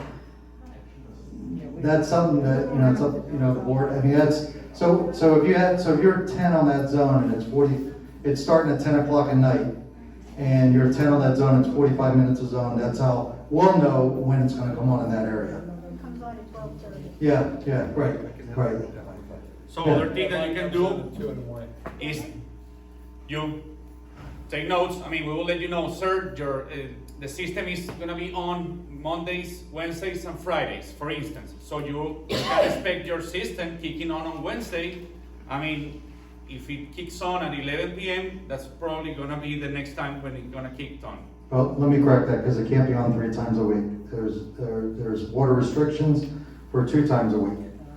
But, you know, it's up to the board if they want to, so it's better, so right now you can't put more watering days, but you can increase the time of water.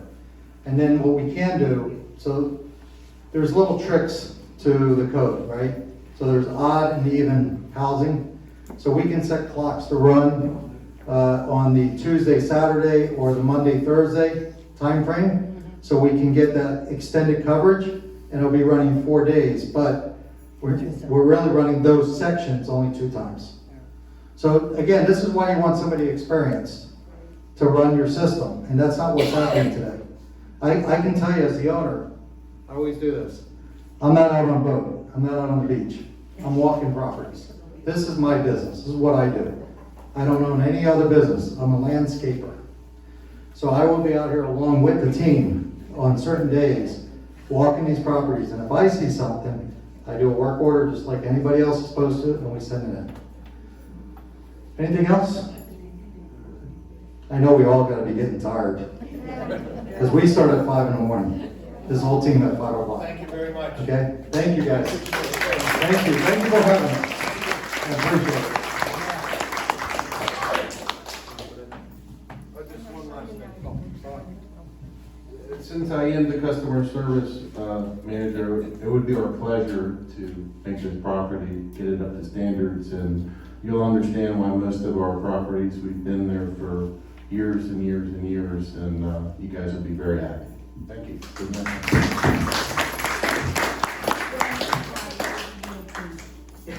It's orange.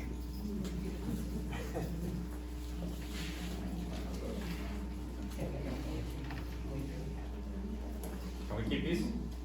Yeah. Thank you, Yeah, sir. we want it back, we can. We'll make a copy. We'll make a copy. We'll bring it back for sure. We'll make a copy and bring it to you. Thank you. Thank you, guys. Thank you. for Safe driving. Bye, guys.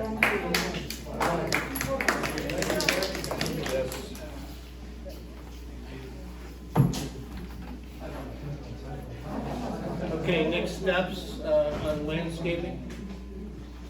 It sounds to me, are we all in favor of doing more research on another vendor? Discussion with the board on landscaping, do we want to do more research on a second vendor? Or do we want to vote on accepting the bid as proposed? When we when we were looking at the maintenance companies, we had another vendor come in, and we had an opportunity to examine them, and I think it was almost unanimous that they could not compare with Cutter's Edge, although they were an excellent company, but they seemed to be more attuned to beautification. They were considerably less money, but as we have pointed out, you get what you pay for. My concern was, as I stated earlier, we hear one thing, and we've got to make sure that what we are hearing is put in a contract so that we have it in writing. Because once this contract is signed, it can't be changed by saying, what you said doesn't work that way in the law. You can't change a written contract by oral testimony. So as long as the provisions of the hedges are in there and spelled out, maybe with the 3 words that I think Sharon mentioned, or someone mentioned, then I would be in favor of the contract. Any other comments from the board? Just a minute, please, we're having board discussion. Any other discussion points from the board? Can I have a ride, please? I got you, Joe. In a minute. A minute. Okay. Thank you. I am just waiting that the proposal for the hedges and everything is in writing and sent to us. Like they said, I like what I see and hear, but, I want that provision in writing Okay. so that we don't have any problem, the one about the hedges. Yes, we'll put it there. Linda, any comments? Keith? Sylvia, did you have any revisions to the contract? We can talk about it later. Okay. Joe, please. What is the length of the contract? How many years? It's 1 year with a 30-day out escape clause. I think it was 3. A 1-year contract? I think it was 3. It was 3. They won't figure it out for a year. With an increase each year. I believe it was a 3-year contract with a increase, but I don't remember. 5%. I thought they were. How much? 5%. A year?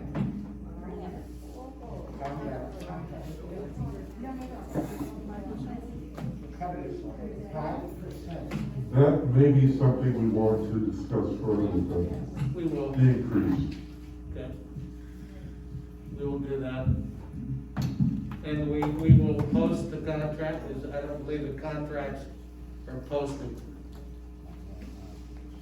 It's not been our practice historically, we'll start that. Now, You've got no idea. please, speak. Sorry. No, you wanna Oh, know. Joe, it is a 3-year contract. The length of the contract is 3 years. That's all. 3 years. 3 years with a 5% increase. 3 years. 3 years. Okay, thank you. Okay. Can we move on to touch on the KM transition? KW?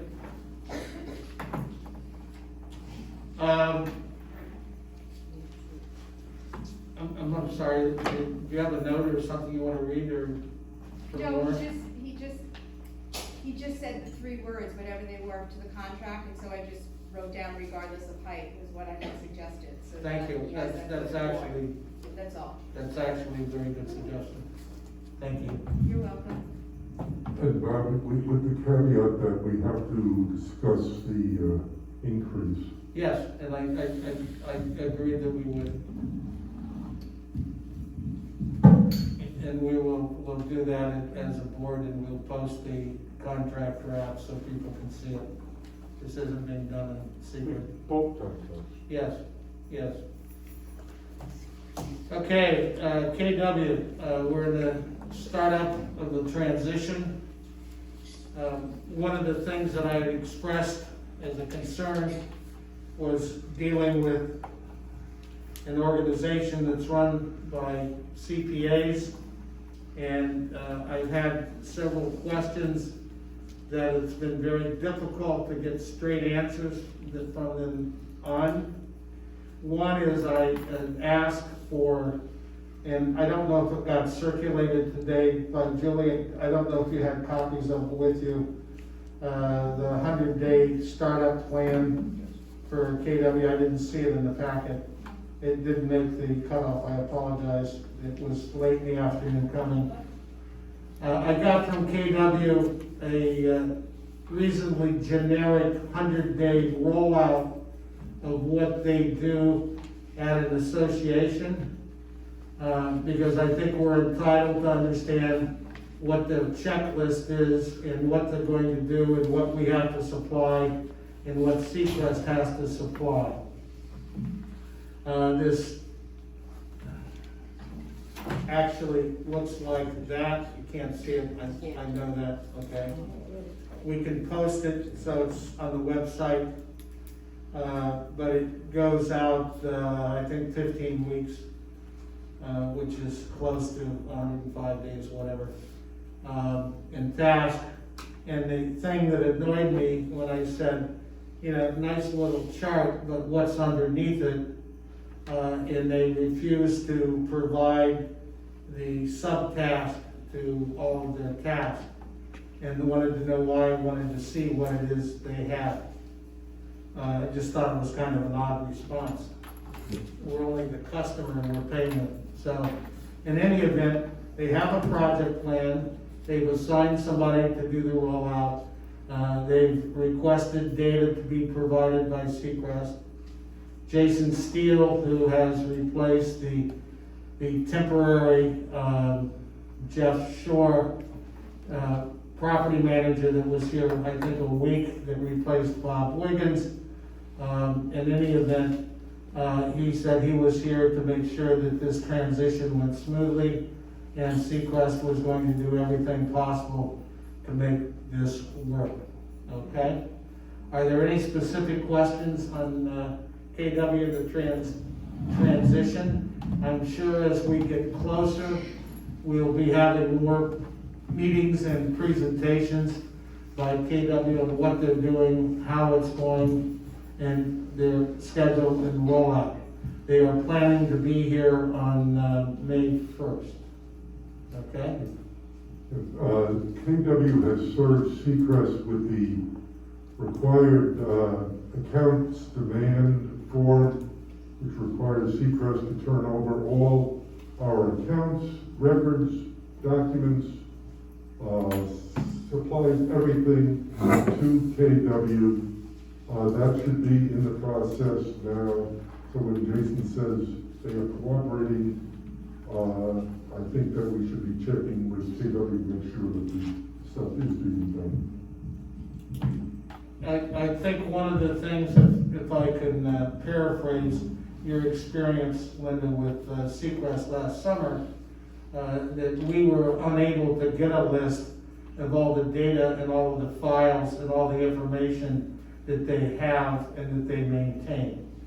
So I don't know how we could even validate after 18 years, that's what Jason said they've been here, what information they have that they're giving over.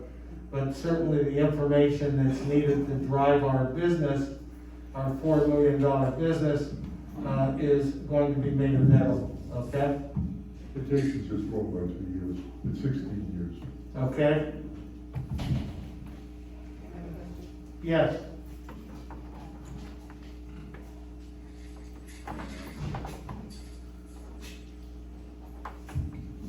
Are we going to have a transition team, or is anybody going to be looking from our side onto KW to make sure that they're checking off everything that they need to? Well, that's why I asked for the list, so we could have a transition team. And there's more work to be done on that.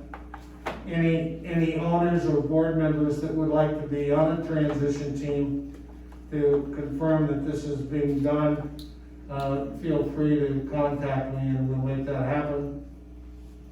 I'm going to go back to them and tell them that we need more details, Linda, so we can do exactly that. But did not get that information to understand that, okay? Yes, Larry. Thanks, Bob already told you my name. The contract with KW, the signed contract, the commencement date is 3/31. You say they're not gonna be here till May 1st. I'm sorry, that was a error. It's 3/31, April 1st. It was moved up a month, I thought. That's what they told me in talking to them on the phone. So there should be an addendum to the contract? It's in writing. If it's in writing now, it means it renews next April 1st, not May 1st. Right? Just wanna know. I had a lot of trouble getting a copy of the contract. So I will look at it, and Bob and I will look at it, our legal counsel on board, and we'll assess that. Now, the contract is signed, it's a little late, but in keeping with what Bob Feinberg said about having everything in writing, I saw something in the contract regarding how many people they're gonna provide as employees. And it says under personnel services, page 16 of the contract, manager, and they keep referring to manager as KW Properties. And the contractor referred to as manager, not the property manager, the company KW. So I'll just say it that way. KW will provide personnel for the association as listed in the summary of services. Turn to the summary of services on page 17 of the contract. The minimum number of personnel to be determined in accordance with Exhibit C. Exhibit C is blank except for the words according to budget. So how many employees are they supposed to supply per the contract?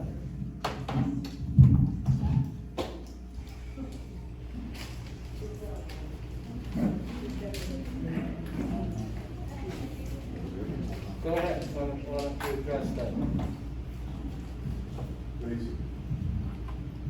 They're supposed to supply the amount of employees that we budgeted for. We budgeted for a manager, assistant to the manager, an office personnel, 6 maintenance people, and 2 cleaning people. Well, I understand what was proposed, Bob, and they, But what we budgeted Cutter's for. Edge promised they'd do the hedges, but you wanted it, right? But that's what we budgeted for. That's how we based it on. I know, it's not in the contract. Doug said. I'm referring to the budget. That's what was budgeted in our budget. That's what we budgeted for those personnel. And that's what the contract refers to.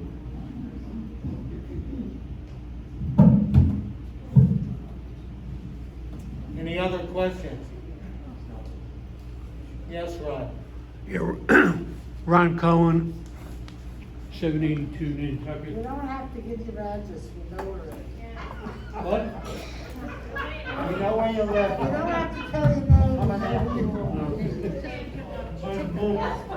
I have faith in the board that since that sheet on what needs to be done with Seacrest, that if not all the items are checked off, that we are gonna hold a check and not pay them in full until we get full, what's the legal word? Reciprocity or whatever on all the things that we need to have done, like getting all the paperwork from 10 years ago. Is anything like that been looked at? I'm not sure we understand the question. If everything isn't done on that list that Seacrest is supposed to do for us before they leave. Not Seacrest. It's not Seacrest. Oh, I thought it was. KW. No, it's KW. Okay, but Talking about Seacrest. okay, let's say the things that we need from Seacrest, hopefully, we have a list of things and paperwork of what we want from them. And if they don't give it to us, then we don't pay them the last check that we would owe them until we get what we need. Ron, if we do that, we're in breach of contract. Correct. I'm sorry, what? We're having enough trouble trying to manage Seacrest to staff the office, let alone follow their contract to provide. I just wanted to hear it, that's all I wanted. Thank you. Oh, excuse me. Yes, ma'am.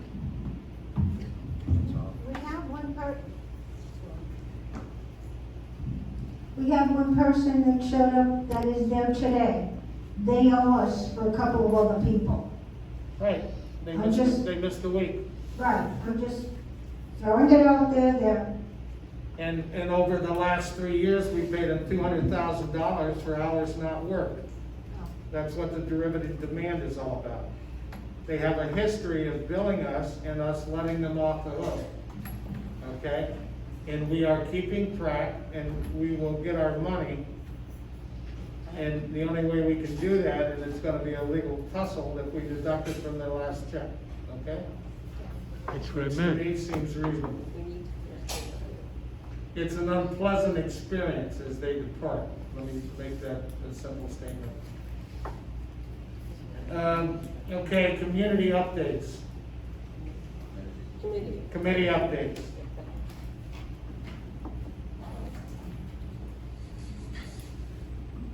So if I can just run through the list, I happen to have a list. If anybody's prepared to provide an update, that's fine. Some of these committees, I think we ought to, not tonight, but close out. The financial committee is done. The Atlantic broadband transition is done. Orientation committee, is there an update? We had it. I had it previously, no. Okay, and I believe you sent me a note saying that you didn't want to head that going forward, or did I Correct. misunderstand that? No, you didn't misunderstand. Okay, Correct. so we need a new chair person. Okay, good to know, thank you very much. Rules and regulations, I think that's been out there 7 months, Bob. I don't think there's been a deliverable or anything. It's prepared, it's ready for, the amendments to reduce the writing and to present it to the board. George has volunteered to help with it. We can proceed with it or do it or start it all over again, whatever you want to do. No, I mean, if we've got something to produce or publish, I'm concerned about George's typing abilities and my discussions with him. Do we need a legal paralegal to type up whatever it is No. you need? No. No, it's amending the rules and regulations as they exist in the on the website, and that's the basis to start it and move from there. Okay. And how much more time do you think we'll need to bring this to a document that we can discuss? Probably, if we can get to it quickly, we can probably have it before the next meeting, next month. Thank you.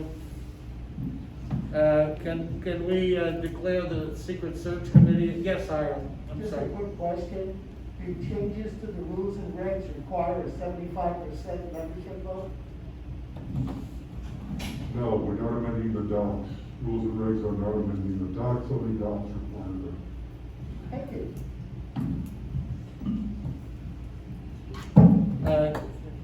Do you need volunteers? More? We may, I'll let you know. Glad to help. If you wanted to sit down with us, I just don't want to go, I don't want to go before and then have a. Right. The search committee completed its job. That was the David Freeland, Gary Moore, and Davina Lowenstein. So that ought to be a committee that we can, at the next meeting, eliminate with the financial committee and the transition team. The court captains group, the coordinators, if I got that right? Yes.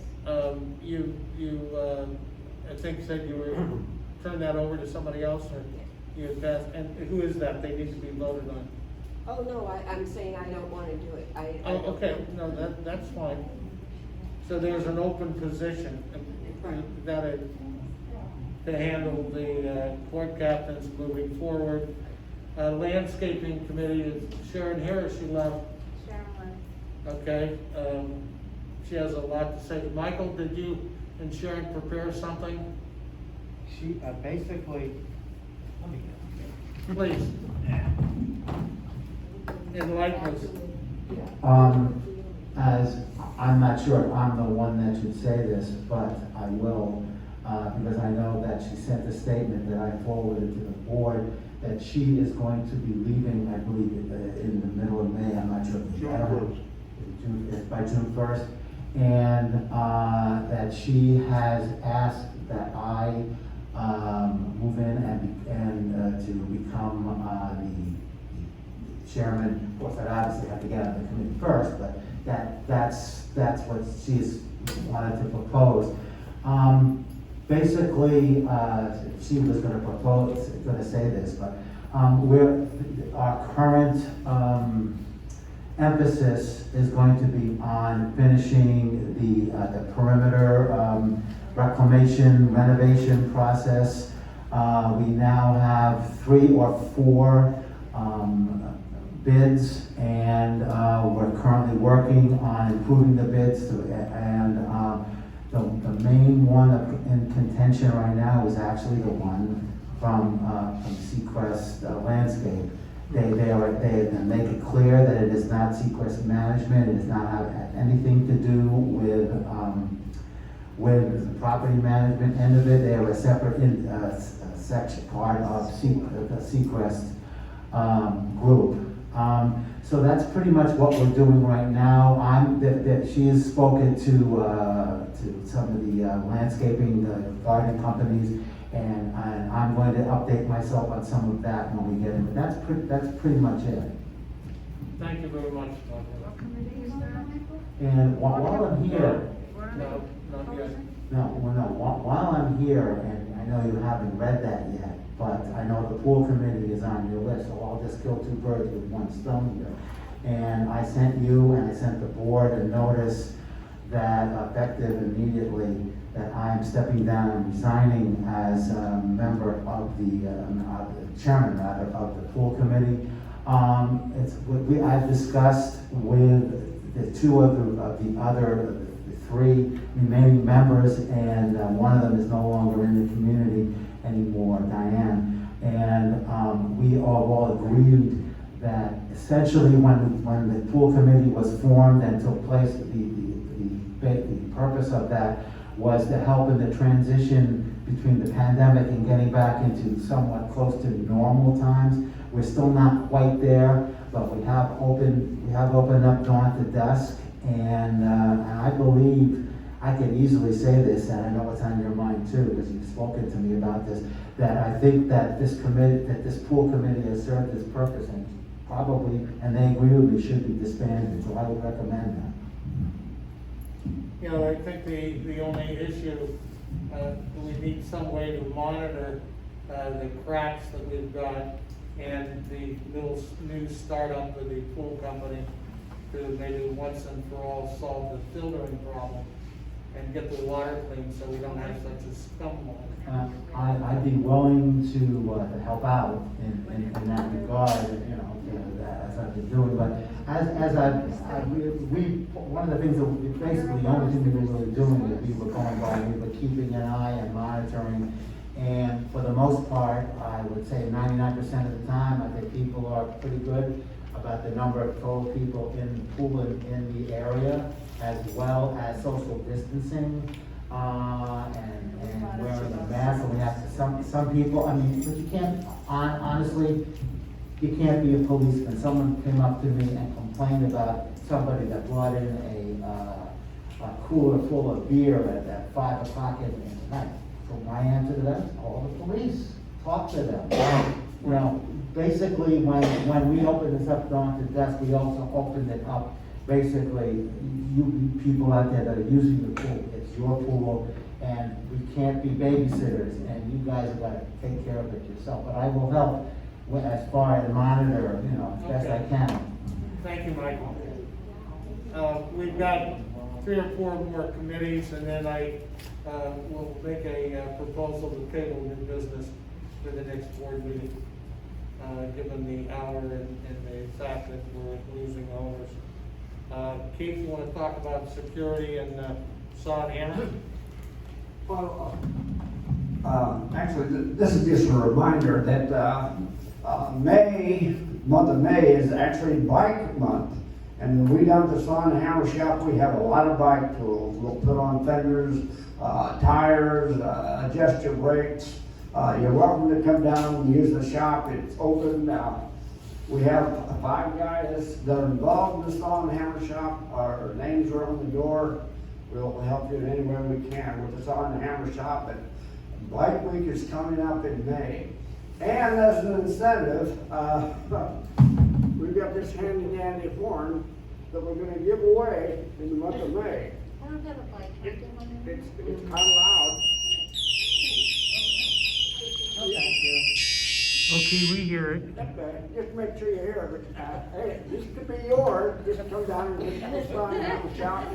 You can put it on a scooter, you can put it on your bike, you can put it on your crutches. Or your egg beater. It's there. Oh, anyway, looking forward to having you come down, and we'll make the drawing first meeting in May, and it'll be transparent, so. None of our friends are really good. I'm afraid to ask, what's your security update after that? Well, the security update, actually, we're pretty much ready to go. We got to get a contractor.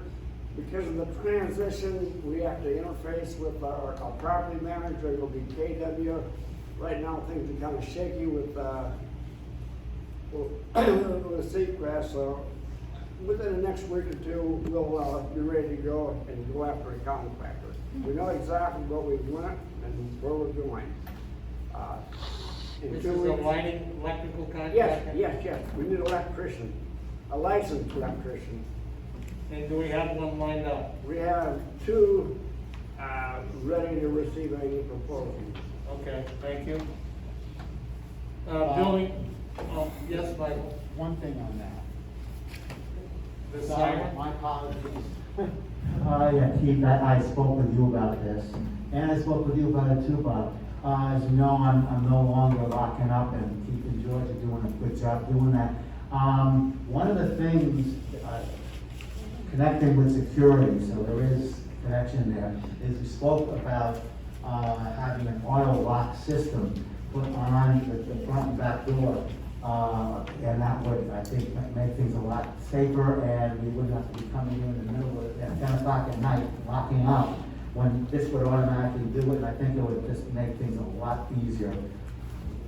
We should, Yeah, there is. my personal opinion, Yeah. As an owner, Yeah. it's preposterous that we don't have auto locks and that people have to come over here at 10 o'clock. I agree. And lock the door. Absolutely. And I thank you for doing what, for 3 years? Yeah, something like that. And then Arnie- And Arnie for God knows how long, yeah. I would say that, and I gave Keith the information that I had left, that had somehow left in my files of the person that we had originally bid it from, and you've got the info, and he'll be in touch with you. Thank you. We have a committee called, yes, I'm sorry. Ira, please. Bob, I was just wondering if you had an update on your Zoom project. Well, I do that's under new business, but I'm more than happy to provide it when I get through the other committees. I'm not trying to string people in. No, I'd love to Well, talk you're about sort it. of a committee of one on that project. Yeah, I am, actually, with Bob Wiggins. So the Building and Maintenance Committee, headed up by Linda Grow with Arnie Dickerman. Do you have? Okay. I see a real need for that committee, and I'm going to search for somebody who's got a strong background to get involved with maintenance-related activities and work order review and management. I think we're sorely lacking in understanding all of those issues. And then the last committee is the Risk Management Committee. Linda, do you have anything to report? Yes or no is fine. We signed for the new general contract, in March.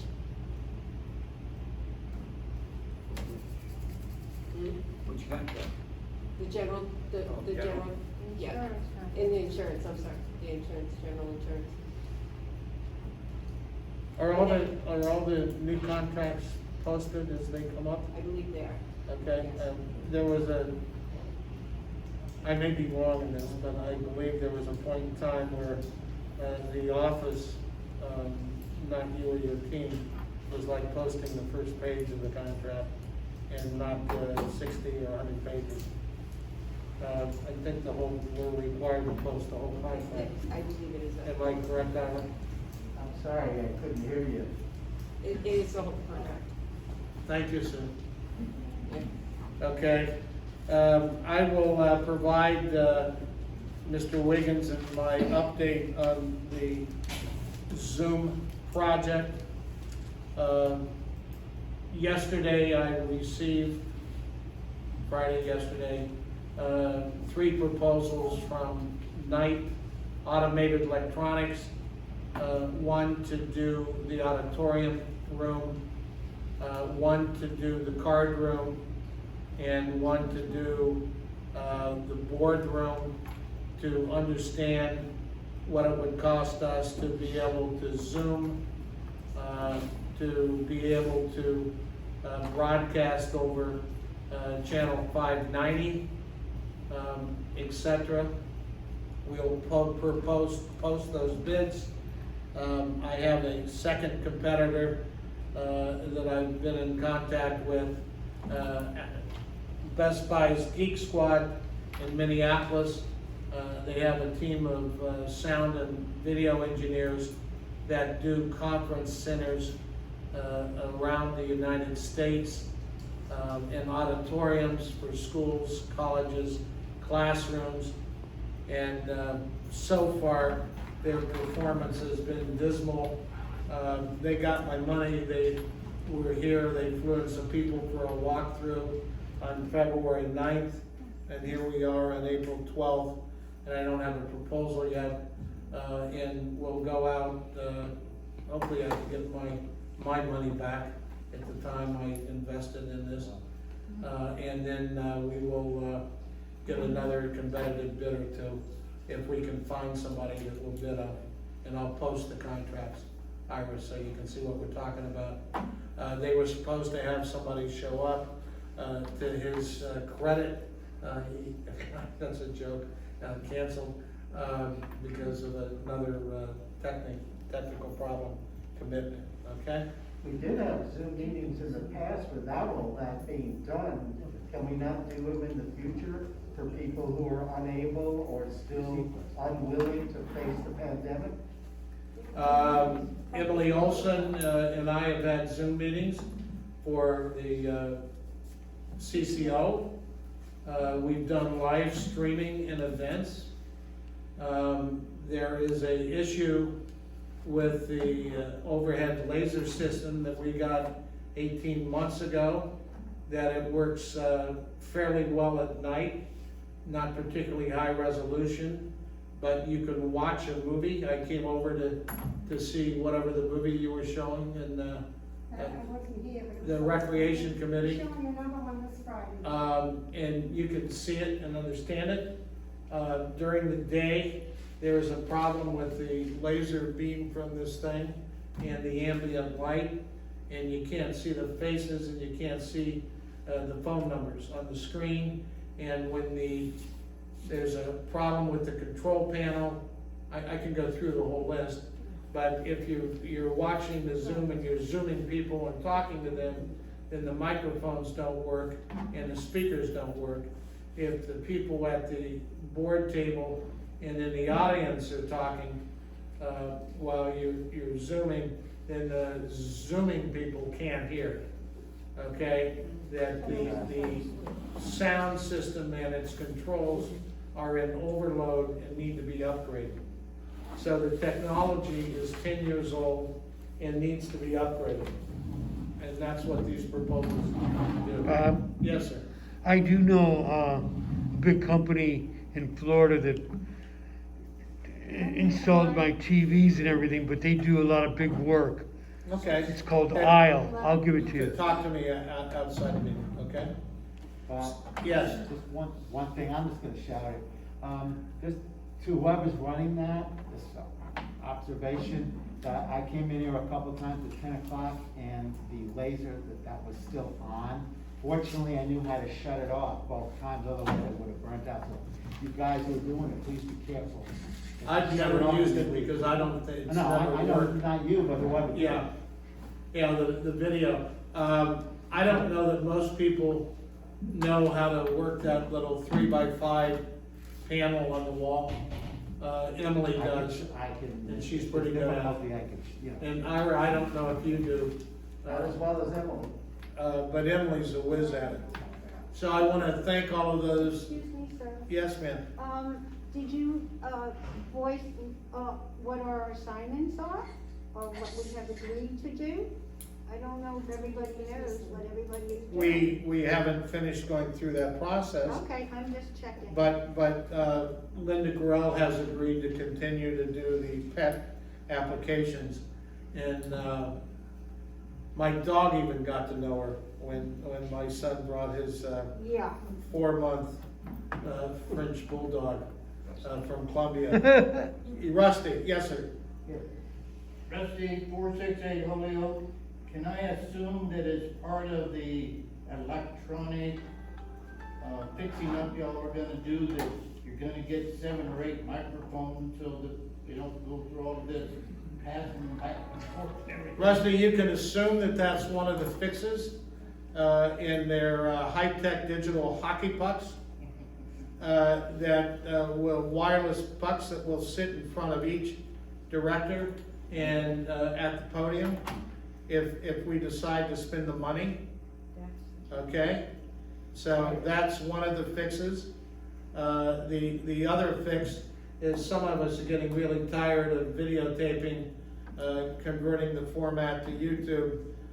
It takes anywhere from 4 to 10 hours to load one of these things at 1.5 hours to YouTube. It's just inefficient and ineffective. Thank you, George.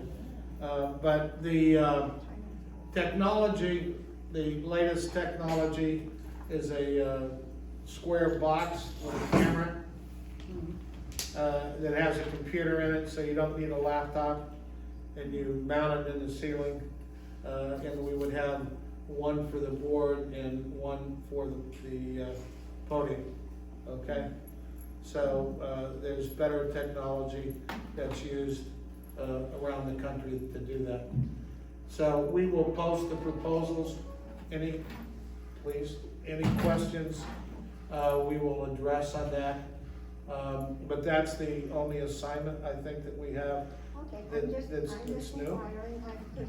And we have people that are unassigned that we need to fill. Okay? Sil, did you have any questions or comments? No, not at this moment. Okay, thank you.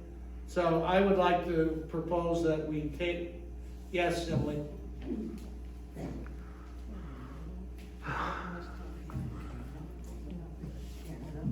This is the first time you've said something this evening. I'm rather surprised. What I'm thinking. I like what those guys have to say, and hopefully it'll work out.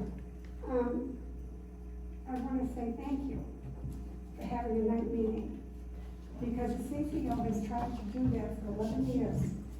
And Could you take your mask off, please, so we can hear you? Oh, I'm sorry. I just wanted to thank you for having a night meeting. That we, the CCO team, tried to have a meeting at night for 11 years. They'd never do it. They always said that it was too late. But for the working people, and we have so many now, and I was pleased to see the audience full, and I think more people will come forward to help as well. So I just wanted to thank you. Thank you. And this was a good meeting. It's a good start to a new day. We've got a long way to go. Thank you. You know what, I just hope all of you will work as a team, because that's the only way you'll succeed. Thank you. Here, here. We'll figure it out. I would like to make a proposal to table the new business until the next board meeting. Second. Second. The meeting's adjourned. All in favor? Can I have a vote? Everybody nodded, I'm sorry, you may have missed that. Bob, how do you vote? Yes.